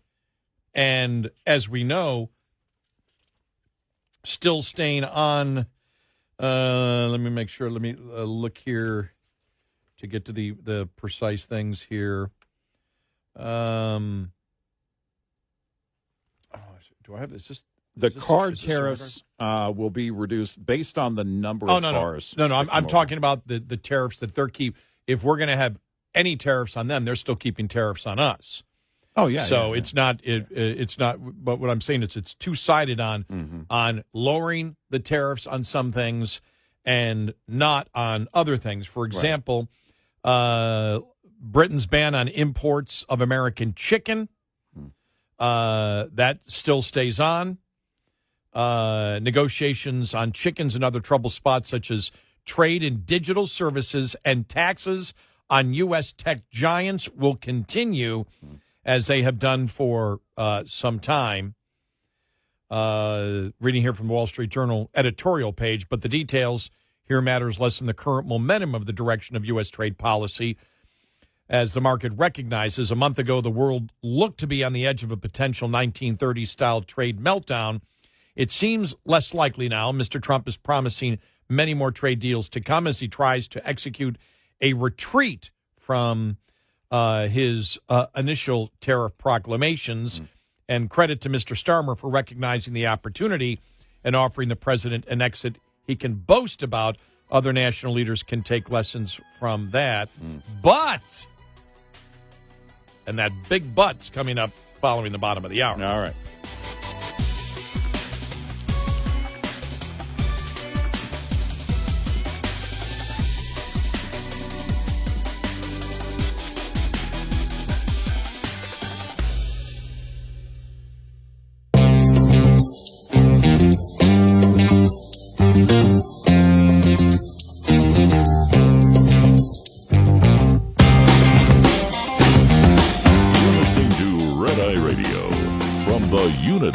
America Studios. And he is Eric Harley, and I'm Gary McNamara. Welcome and good morning. So we just laid out a little bit of the oversight of the equilibrium framework trade deal. And just right here from the Wall Street Journal, Mr. Trump and his protectionist course will say this was the plan all along, as if a flight from the dollar, U.S. equities, and a surge in bond yields were anticipated. The president likes tariffs for their own sake, which is why he made his April 2nd announcement. But the looming economic damage has proven to be too risky to be politically sustainable. If Republicans want to pretend this retreat is genius at work, fine with us, as long as the damage is reduced. Not that this is the end of the trade harm. The U.S. still has to negotiate deals with countries that may be more resistant to avoiding more tariff mayhem when the 90 days expire. The biggest question concerns China and the looming shutdown in most two-way trade, and also probably the concern about Canada. Even though when you look at Canada, the one thing that was, because we didn't know this for about, I think, a week, we were saying, well, we've got a trade deal. Is Trump going to break the trade deal? He didn't. Right. USMCA still is in force. Right. Yeah. It's only those things that are outside of USMCA that he has tariff, which has limited the damage there. But look, we said the same thing when USMCA came along. What the president's rhetoric was on NAFTA as to what USMCA was. USMCA was there was little change from NAFTA to USMCA. There was some modern updating things, stuff on auto parts, which we believe made auto parts more expensive, but it wasn't nearly what Navarro early on was promoting, and we believe that was because of the influence of Larry Kudlow as that he brought in as part of his economic team, and also Steve Moore that was an advisor. And so he came out at that point, remember, when he passed it, said the greatest trade deal ever. Now he's stating that it's a piece of crap. And we said, yeah, but you negotiated the entire thing. There wasn't any other involvement besides Trump and his trade negotiators on that. Anything that the trade deal with Canada that's wrong is Trump's doing. Well, but my point is, the beginning of this week, just the beginning of this week. We started off the show on Monday where the president said you have to pay if you want to do trade with the United States, which means it's going to cost you. We're only going to put tariffs on you. There's not going to be tariffs the other way around. And we went, well, then you're putting a tax on the American public, a permanent tax on the American public, but let's see if you actually go that way. The other thing was that he wanted equal trade with each and every country, equal or trade surplus with every single country. And we said, well, you're not really going to get that either. And then when he was talking about the dolls, where he sounded like Bernie Sanders with deodorant, and it was like, okay, where is he going there? But that's all Donald Trump talk. That's not what's in the trade. That's not where it seems the path of this trade deal is going that we agree with. And just like we said way back then with USMCA, it's not what they wanted, but it's okay. If they want to say this is the greatest trade deal ever, we're fine with it because it didn't go nearly, it didn't even touch as protectionist as the president and Navarro originally wanted to go back in his first term. So we're like, fine, he's a genius. It's excellent. We've got no problem. Just limit the harm of your trade deals. Yeah, and I think the market right now is waiting on China. The China talks is key. I think also a big question mark is Canada. What happens there. The president said it yesterday, basically alluding to many other deals on the way in the coming days and weeks. Well, then the story came out yesterday afternoon or evening that they could drop the Chinese tariffs down to 50% from where they are now as early as next week. Well, again, we'll see what they do. And Washington Times is saying not a source, but saying the White House has said that. Okay. If again, it's going to depend on what happens at the table over the weekend, of course. Okay, that might have been a source. So it might have been a source. Yeah. I'm sorry, that could have been a source. And, I think that's what the market looks at. Just came out a little while ago. The Chinese exports to the U.S. plunged. That's expected. That will continue until, the issue's resolved. Pretty simple. But I think that's it's what I mentioned the other day. The UK thing, was it the Wall Street Journal that wrote, this doesn't really set the precedent for other nations because it is a unique deal. It's much more complicated when you sit down with the EU, certainly when you sit down with China, and when you sit down with Canada, because nobody knows what you want. And if you're using the scalpel effect, basically it's you're going to go in and you're going to tailor every single deal, which is what we were told, a few weeks ago. That Trump wants to be involved and every deal is going to be different. He said yesterday, 10% is the floor. They're not going below 10%. The UK is hoping they will.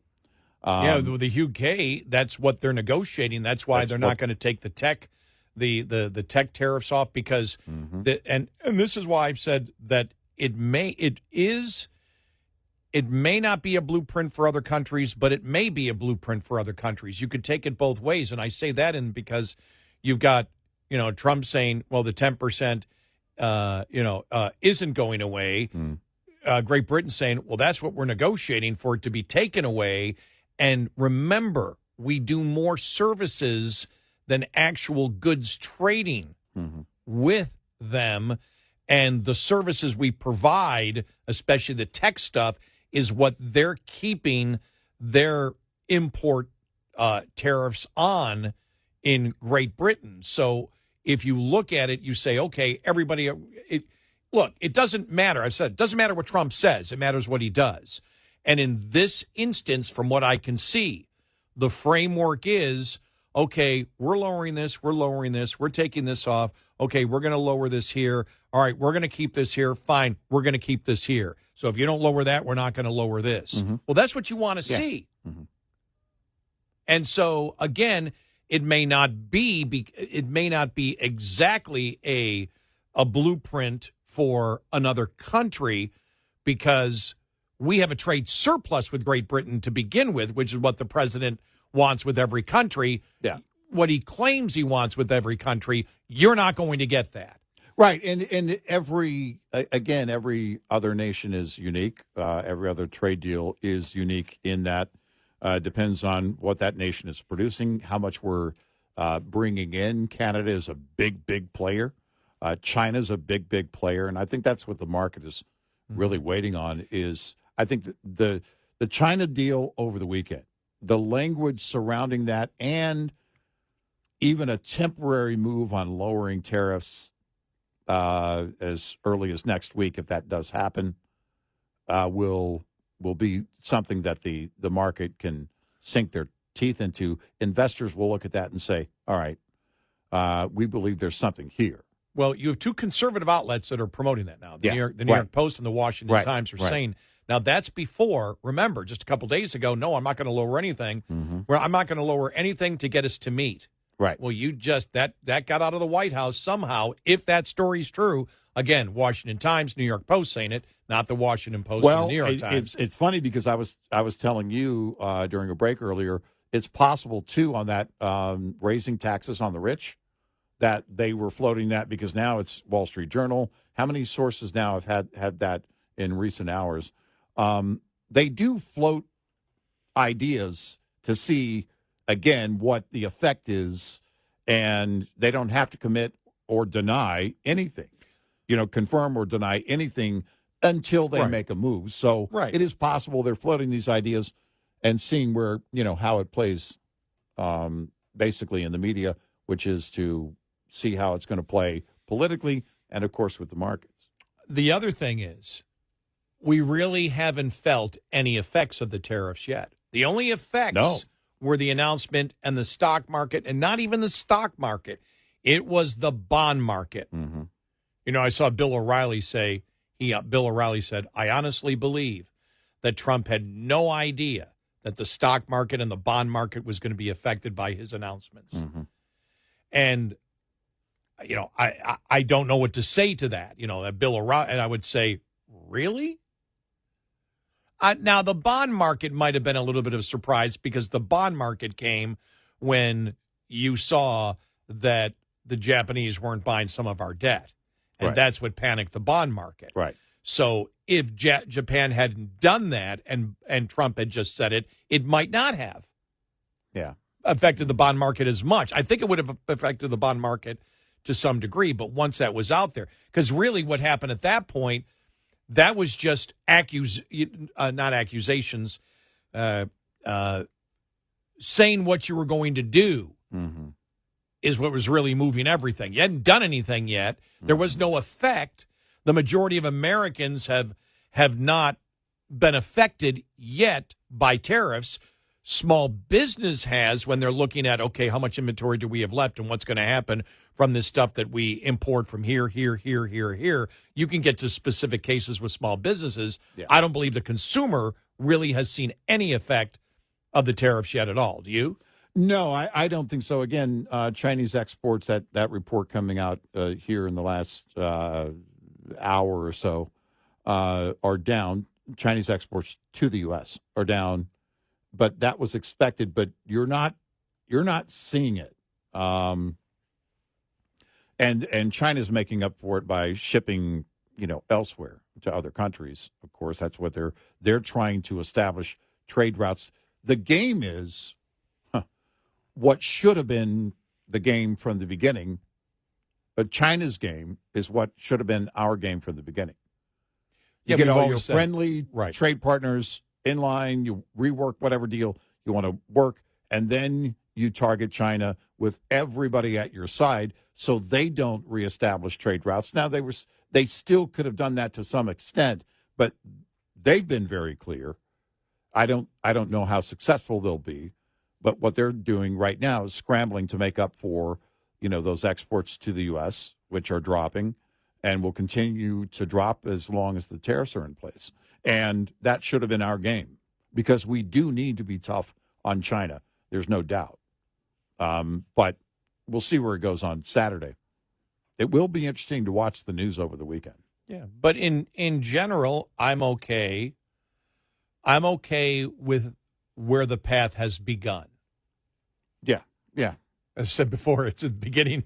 This is the beginning of the Oz is that way. It's the beginning, that little circle of the yellow brick road, and everybody's now. Right. Were they skipping down it? Sort of a skip, wasn't it? Yeah, it's kind of a skip. We're off to see. Yeah. I don't know if the lion had the courage to skip, but, if he's confident in put him up. his I'll own take you with a hand identity. behind my back. You got to have a... Put him up. You know, he did sound like a little bit like Rodney Dangerfield when you think about it. Yeah. Put him up. Put him. I got no respect. I got no courage. And he looks, well, I'll say the other way around. James Hetfield from Metallica. I'm not wrong about this. You won't be able to unsee it. Google a picture of James Hetfield from Metallica, and then side by side, Cowardly Lion. I like Hetfield, by the way. I'm a fan. Did you hear they were playing the other day and we're setting up seismographs? Yeah. No, they're great. I like it, but man, he's got the facial hair just right. And the eyes, he's a little bit older. Back in the day, he had the mane, What was the hair going. what's their bass player's name? I forgot. Oh, Robert Trujillo. Yeah. I don't know why. He's a monster, man. He's so good. There was a short on YouTube, or Facebook, whatever, the other day. Remember when they hired him and they gave him the $1 million advance? Yeah. They said, we're making you a part of the band. You're just not going to be a hired player. So here's $1 million advance on everything that you're going to be making. We're giving it to you up front. Man, that guy was so happy that day. He was like, you could just tell he couldn't even process that thought. Extremely talented. Beyond rock and roll. He's just he is talented. 866-90 Red Eye. Get in touch with Red Eye Radio, toll free at 866-90 Red Eye.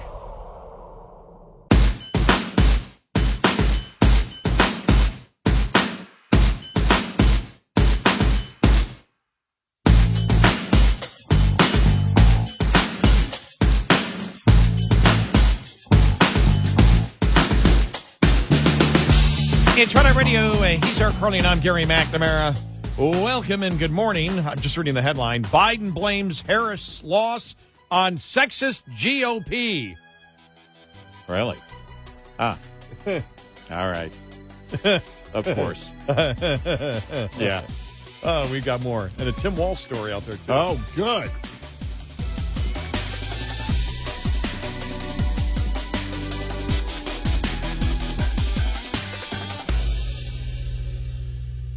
This is Red Eye Radio on Westwood One.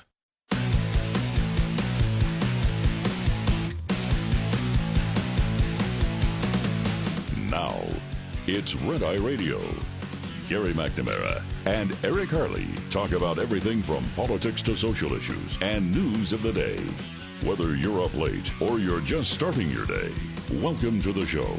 From the Uniden America Studios, this is Red Eye Radio. All across America, he is Eric Harley, and I'm Gary McNamara. Good morning. It is time. It's that time again to talk about my representative in Congress. Ah, yes. Jasmine Crockett. I got a friend of mine yesterday saying, I heard you talking about the fact that she's your congresswoman. Yep. How the hell did that happen? I thought you lived in Texas. It's amazing the number of people since I've been telling everybody that, yeah, she's my congresswoman. They're just freaked out. How could she be a congresswoman in Texas? Because there are insane liberals in Texas, just so you know that. Oh, okay? Yeah. And mine is a district that I used to be in a Republican district until a couple of years ago. And after the 2020 census, they did redistricting, and if you look at it, if you look at it, you go, oh, okay, that goes through small slices of Dallas, all over here, through this suburb, over down here, and ends with my precinct, which is a Democrat precinct. I think it's like 3-2 Democrats in where I live. Now, for people, before you say, well, why did you move there? I was there first. They moved in after me. I was one of the kids, get out of my yard. I was one of the first, when because it's a new subdivision. Well, new, in the last 20 years. Yeah. And so it's happening in a lot of metro areas. We've seen it. Again, even in red states, the metro areas are getting bluer and bluer. Yeah, but they do that so they can protect the Republican districts, that there are more Republican districts. Exactly. That's why she won, because this is the thing that freaks people out, that there was not a Republican running for Congress against her last time. Right, yeah. That's how blue the district is. She won, Jasmine Crockett won with 85% of the vote. Wow. There was a Libertarian candidate that was in there, but she won with 85% of the vote. And so I'm 3 blocks away from being in a Republican district. Yeah. Yeah. I'm not moving because this gives me an opportunity to, in a way, blast her both professionally and personally. Exactly. You can complain on the air. And it's and most people don't have that. Most of her constituents don't have that ability. Right, So, they don't. Yeah. So, right. But she was featured in an article that says Stephanie Turner and Peyton McNabb open up on the chaotic. I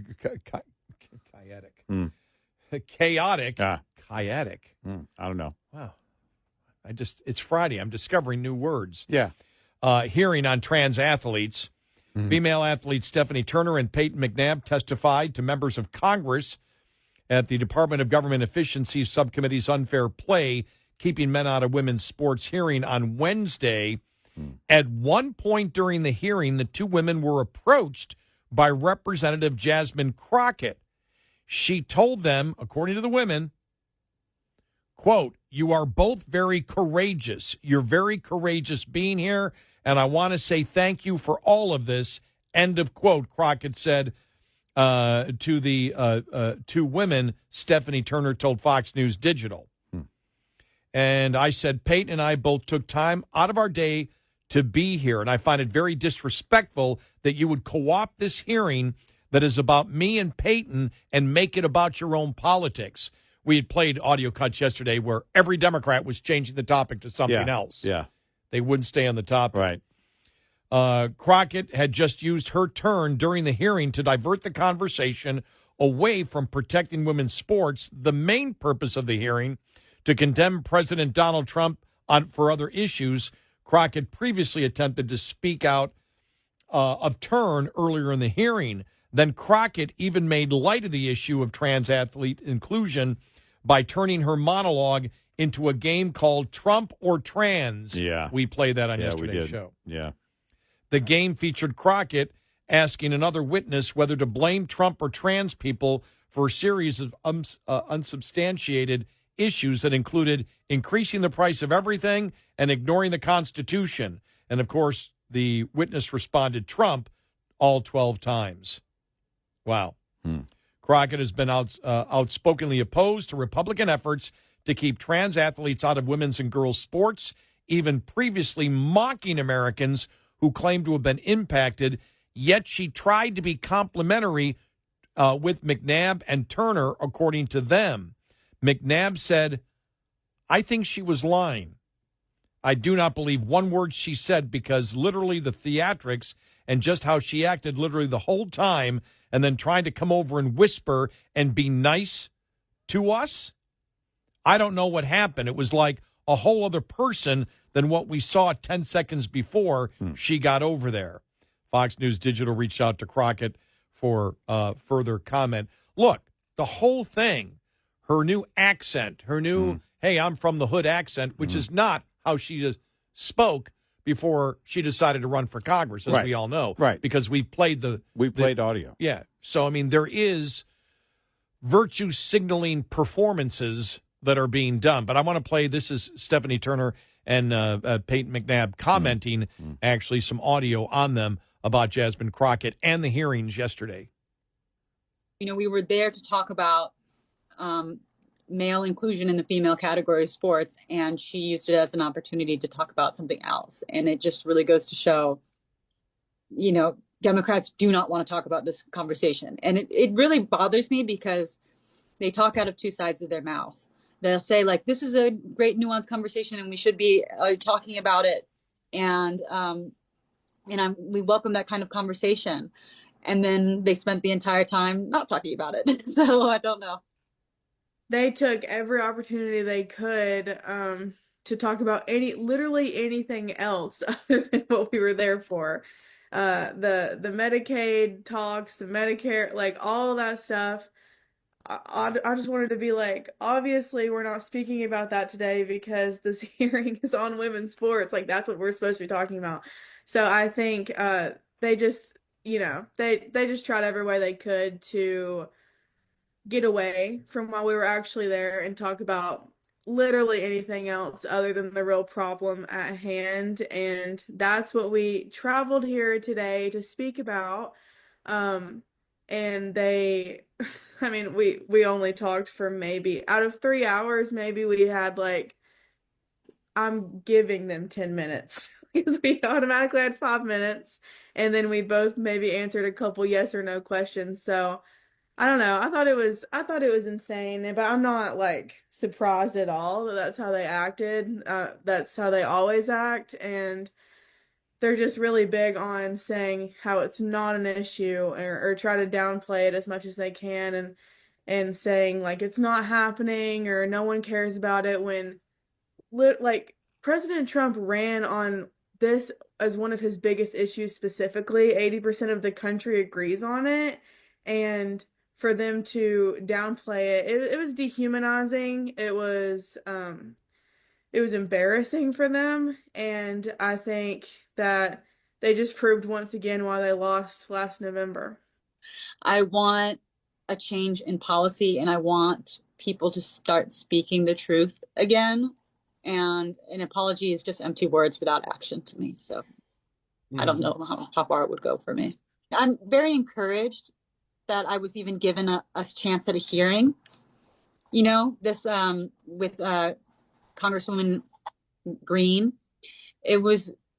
That is something that is very refreshing, and I think I'm very hopeful for the future of women's sports, knowing that, you know, we finally get to have our day in Congress to talk about it. I mean, even though it was, you know, turned into a bit of a circus due to, you know, the actions of some Democrats, I am really grateful for what Congresswoman Marjorie Taylor Greene did for us.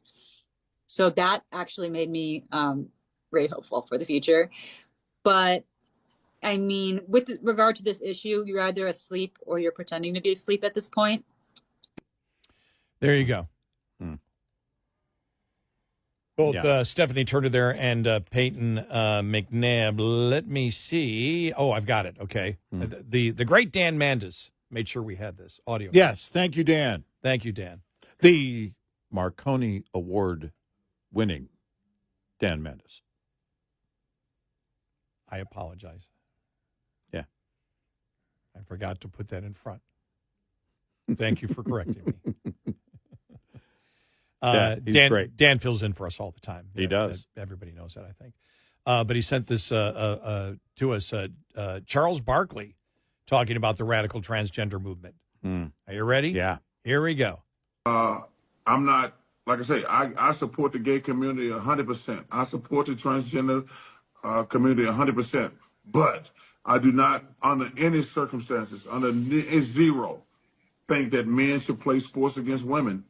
And if anybody have a problem with that, they're going to have to get over it, because I'm not going to change. I just think it's wrong, period. If people disagree with me, I'm good with that. Hey, we disagree. Yeah. I'm not mad at you. I don't hate you. I'm not going to call you names, because that's just silly and stupid. But I'm never going to think it's all right for men to play sports against women.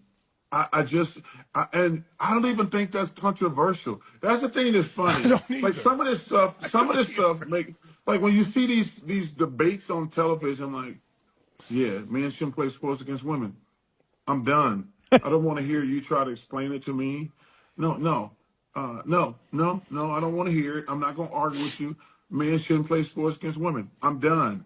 There's a lot of we can argue over. That ain't one of them. I think it's pretty clear. Well, what he is saying, what he's trying to say. Let me mansplain. Look, he's beating around the bush here, clearly.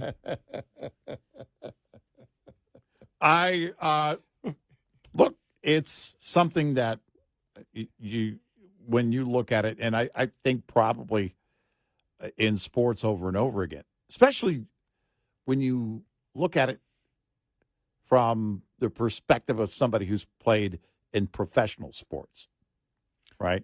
Because now this isn't going to happen, but and others have made the comparison. All right, what if LeBron decided he wanted to go play in the WNBA? Again, not going to happen, but does anybody believe that would be fair? Well, no, he might still lose. He would still have the same injuries, and they would still take a lot of timeouts for those injuries. To simplify what Barkley is saying, it's self-evident. Yeah. This is a stupid argument to have. He's saying, why are we having the argument? It's self-evident. That's the point. That's where Democrats are right now. They're taking topics that are absolutely self-evident. Everybody knows it. Yep. They know it. It's like Biden. It's like the Democrats saying the border is secure. Yeah. It was self-evident. Everybody knew he was lying. Everybody knew Mayorkas was lying. And the same thing here. When you had that one witness yesterday, which was incredible, the one witness, when Marjorie Taylor Greene asked specifically, are there differences between men and women? No. None. Right. Everybody knows. I mean, it's like you're setting them up. And the reason is, and I would tell Stephanie Turner and Peyton McNabb, the reason the Democrats are changing the topic is because they look like idiots. They have to be against it without saying they're against it, or they have to be against it without explaining why they are against it. And that's where the media has failed completely. Yeah. Because when the equity bill, when they tried to pass that the first time and every Democrat voted for it, every reporter should have confronted a Democrat and say, why are you voting for this? Right. Do you believe? Explain to me why men should play against women. Explain to me why men should be able to be naked in front of women inside their locker rooms. Right. Explain that to me. Why do you think that's a moral thing? When the Charlotte Observer back, 2015, when this was an issue, the whole thing of the bathroom thing? Yeah. And they made the comment, I'm paraphrasing here, but girls need to get used to male genitalia in the locker room. Yep. And tried to make the case that this was like civil rights for blacks. Mm-hmm. Mm-hmm. Everyone knows that's a load of horse manure. Yep. Everyone knows it. Right. And that's why Democrats can't talk about it. That's why they changed the topic. They have to be for men playing against women, but they can never explain why. Their strategy is always, one of a few things. You're a bigot. Or I'll get angry and shout you down, or change the topic, or all three. You heard Barkley right there. Huh? You can disagree. I'm not going to hate you for disagreeing, because what he's saying is, if you feel like you got to hate me, all right, whatever. But it's not going to change, because the facts don't change. The truth doesn't change. The science, party of science, doesn't change. Doesn't matter how much you want it to, simply because it's how you identify, the science doesn't change. Before all this political stuff, that would have been a good name for a band. What? Coming up next, Party of Science. Party of Science. Yeah. All right. Yeah, I like that. But you can't use it now because it's too political. Nerd metal. A new genre. Pocket protectors. Short hairs, pocket protectors. Yeah. Thick glasses. Yeah. Oh. And no girlfriends. Oh, okay. Well, sort of like Weezer's heavy metal album. Pretty much. 866-90 Red Eye. Brought to you by Hot Shot Secret. Hi, I'm Jen Loomis, a transport safety expert at JJ Keller, and I'm here to share a tip on roadside inspections. Drivers must always be prepared for a roadside inspection.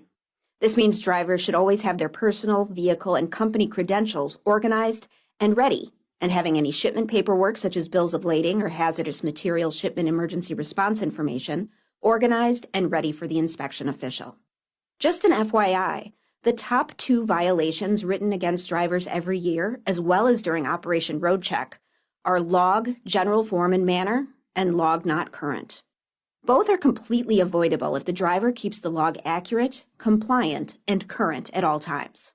Having the vehicle ready for inspection involves the driver conducting daily inspections and making sure any problems that are discovered are immediately corrected. Vehicle readiness also requires the company to make sure that the vehicle is current on all scheduled maintenance and that the maintenance schedule is adequate. This will make sure the driver is being given a sound vehicle to start with. This tip was brought to you by JJ Keller and Associates. Visit us at jjkeller.com. Lines open for your calls. 866-90 Red Eye on Red Eye Radio.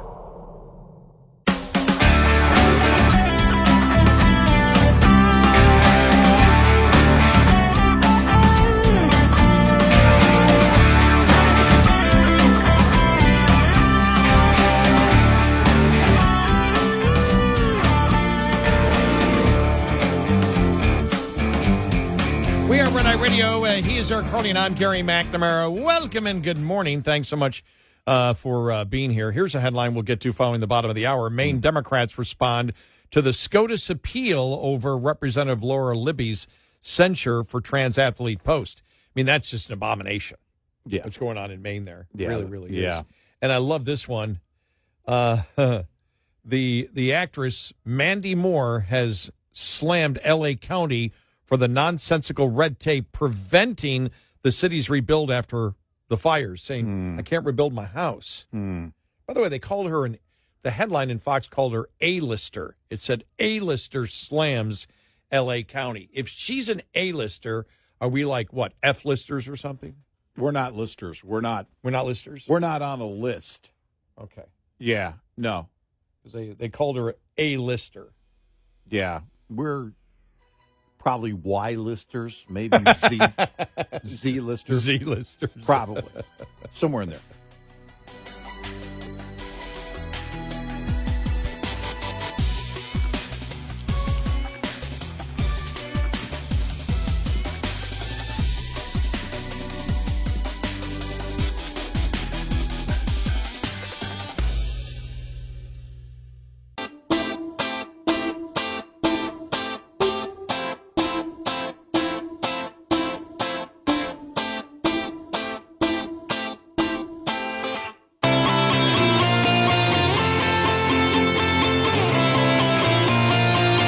It's Red Eye Radio.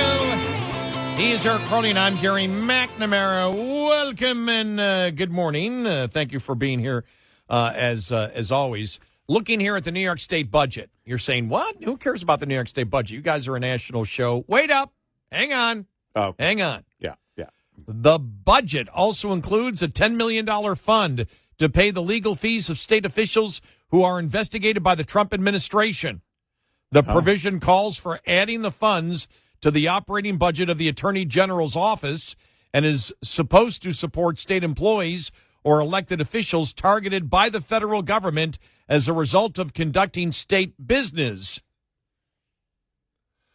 So her mortgage was state business, Letitia James, because on the same day they did that was the day that the story came out that the FBI has reportedly opened a criminal investigation into New York Attorney General Letitia James and the whole mortgage thing that we had talked about, the mortgage fraud. Yeah.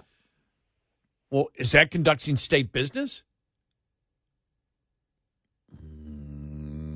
The move was quickly panned by Republicans. They noted it was added as State Attorney General Letitia James is the subject of a formal criminal investigation by the FBI over alleged fraudulent real estate and mortgage transactions, a move that follows her high-profile civil real estate fraud case against President Donald J. Trump in 2023. That was a couple of weeks ago when that was announced. Have you seen any legal expert come out and say that she did nothing wrong? No. That the allegations are wrong? No. That the allegations of the fraud aren't based in law. Nope. As almost everyone did, every legal expert, with her going after Trump with the civil real estate fraud case. Right. No. Legally, I've heard no one defend her. I've heard no one defend her, even the way they defended that judge, which was they didn't deny her actions. They just said it wasn't wrong for her to do it. But I haven't heard anyone, aside from herself, defending her, trying to counter the charges or the allegations. Yeah. It's pretty interesting, isn't it? Yeah. This story out of California. Mandy Moore called out Los Angeles County over the meaningless protocol preventing communities from rebuilding after fires destroyed thousands of structures in January. The, quote, "This Is Us," end of quote, star has found it impossible to rebuild her home. Thanks, L.A. County, for making it as frustrating and impossible to rebuild after the fires as possible, Moore wrote in an Instagram post on Tuesday. Shouldn't be surprised, but it's mind-boggling the red tape and hoops they're putting us through. It's maddening and heartless, the endless hoops and meaningless protocol L.A. County is asking the fire victims who want to rebuild and get their lives back. Wasn't California going to make this as easy as possible? By the way, coming up on this week's Bill Maher show on HBO, this story. You know he'll cover it because... Yeah. The actress had more to say on Thursday, writing, 6 permits issued, 10,000 structures burned down in her town. Wow. 6 permits.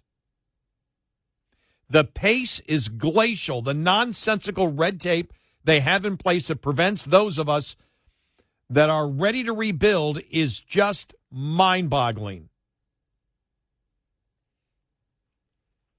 Wow. And then the liberal comes out of her. You ready for the liberal? Okay. And I say this as someone with privilege. We have insurance plans, a contractor. Everyone deserves an advocate and a system that is streamlined and supports success. People want to get the ball rolling and start to piece their lives back together. The privilege was the liberal coming out in her. Yeah, right.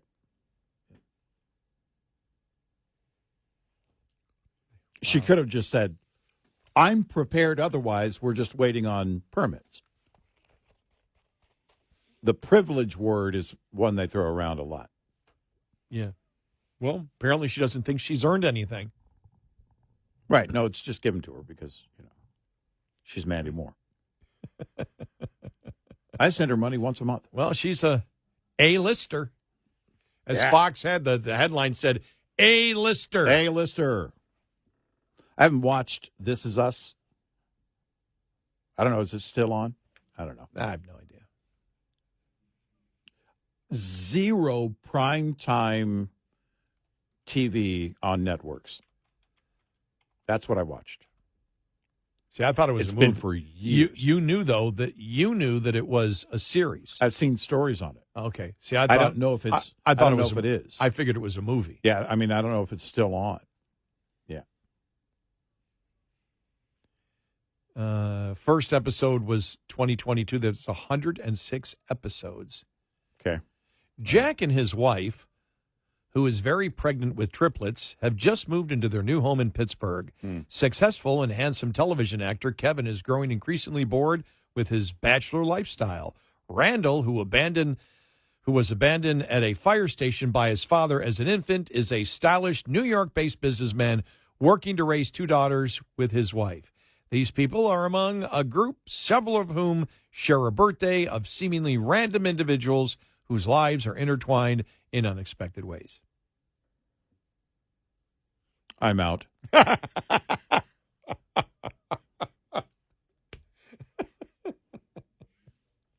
I'm totally out. That sounds boring as hell. All right, let's look for something else. Do they have anything about watching grass grow? Something more exciting? Assassin targeted by the syndicate comes back for his 5th episode of killing 200 people in 1 hour and 58 minutes. Oh, by the way, they said the 5th installment of John Wick won't be like that because he's already settled everything, and he also settled at the end of the 4th movie. I've never seen his the 4th one. personal situation, his personal grief. So everything is settled. It will be very different, but they still say it's going to blow your mind. I think what they're going to do. It's going to be murder-free? Nope. Excuse me, killing-free. Nope. John Wick versus Sharknado. That's what I'm hoping for anyway. Just Keanu Reeves and a bunch of sharks inside of a tornado. Yeah, I don't know how they're going to do it. But the This Is Us thing, how do you get to be an A-lister with such a boring description of your show? You get what did you say, 106 episodes? 106 episodes. So it's on Hulu? Is it? All right. Yeah. Now, see, I have Hulu, but the only reason I have Hulu, I have limited Hulu because I got it from having T-Mobile. Yeah. I have as my self-service. I have a couple of streamers that I just don't watch at all. Other family members do occasionally, but I'm not watching any. I watched yesterday a documentary on the Oklahoma City bombing on Netflix. It was very emotional. Very emotional. Definitely worth seeing. It was very emotional. You know what movie I saw a trailer to? It's on one of my streaming channels. The Order. Yeah. Okay. Jude Law. Yeah. And you know what caught my attention? It's loosely based on the story of the white Aryan nations in the Northwest that assassinated radio talk show host Alan Berg. Outside of his condo. Now, and I had seen, and so the trailer's on. I was like, with The Order, what was? Because I was thinking, summer's coming. I got to. That's how I plan movies now. It's like you have to go through so many to find one you like. I got 5 minutes here. Let's see if there's any movies I want to watch. I don't have time to watch them now. Yeah. But if I have time, and I go, The Order. What's this about? Oh, Northwest White. And so I turned on the trailer, and all of a sudden I saw it. They had a guy who looked just like the late Alan Berg. And he used to challenge all the anti-Semitism of the white Aryan nations there, and they murdered him. Yeah. And so that caught my attention. Yeah. And I went, okay, that's... And the trailer seemed like it was pretty fast-moving, and the reviews seemed pretty good for it, too. Yeah. New Tom Cruise Mission Impossible. Sounds like it's the last one. I think it's in theaters today. Well, the refs are going to be tariffed. Yeah, exactly. Has that... I heard nothing on that. That seems to have died. The movie tariff thing? Yeah. Yeah. There's been nothing on that one. Yeah, I haven't heard much on that. I think, it's everything is focused now on China. But did you see? I didn't see. I hardly saw anyone, any of his surrogates commenting on that one. On the movie thing? On the movie thing. Yeah. It didn't go very far. Yeah. The only thing I got from Trump supporters was, why is Trump trying to bail out Hollywood? They're the propaganda problem. That's the one I got more than right anything. off the bat. My first thought is, if you're worried about propaganda coming out of China because they're financing movies, well, Hollywood is more communist than China. But I didn't know if that's what he never explained it. Yeah, no, that's why I said if. Yeah. It's I have no idea what's behind it. And if it's protectionism for Hollywood, no thanks. No thanks. I think they need protection from YouTube because YouTube is crushing it versus what Hollywood is doing. You know what I mean?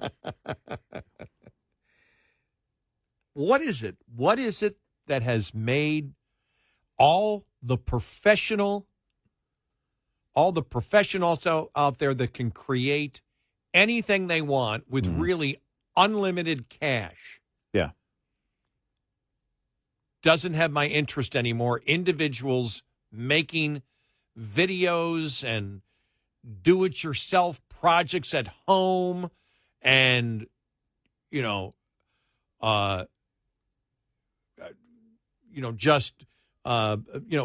what really got me on a couple was during COVID was all the people living van life. Yeah, right. And how they would produce it. I go, these are pretty well-produced things. Yeah. They really are well-produced. Yeah. And then I started just expanding out, and now I have YouTube on shuffle. Oh, yeah. And stuff just comes up, and I can't get away from it.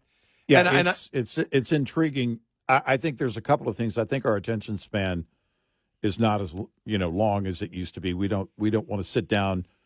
Movie night is one thing for me and my wife, but most of the time we have about 20 minutes. And then we're done because we're gonna get some rest and start the day on the weekend. It's the only time we get time together, so we don't spend a lot of time watching. But I think overall, as a public, we don't binge like we used to. So I think YouTube is the attention span thing, kind of dynamic, but it's also there's nothing creative coming out of Hollywood. All the creative ideas are being crushed by wokeness. We've got to interject this with this. Well, it can't be this. It's got to be this. Make it entertaining. Make it fun. Make it exciting. They can't do that. They step on their own toes at every turn.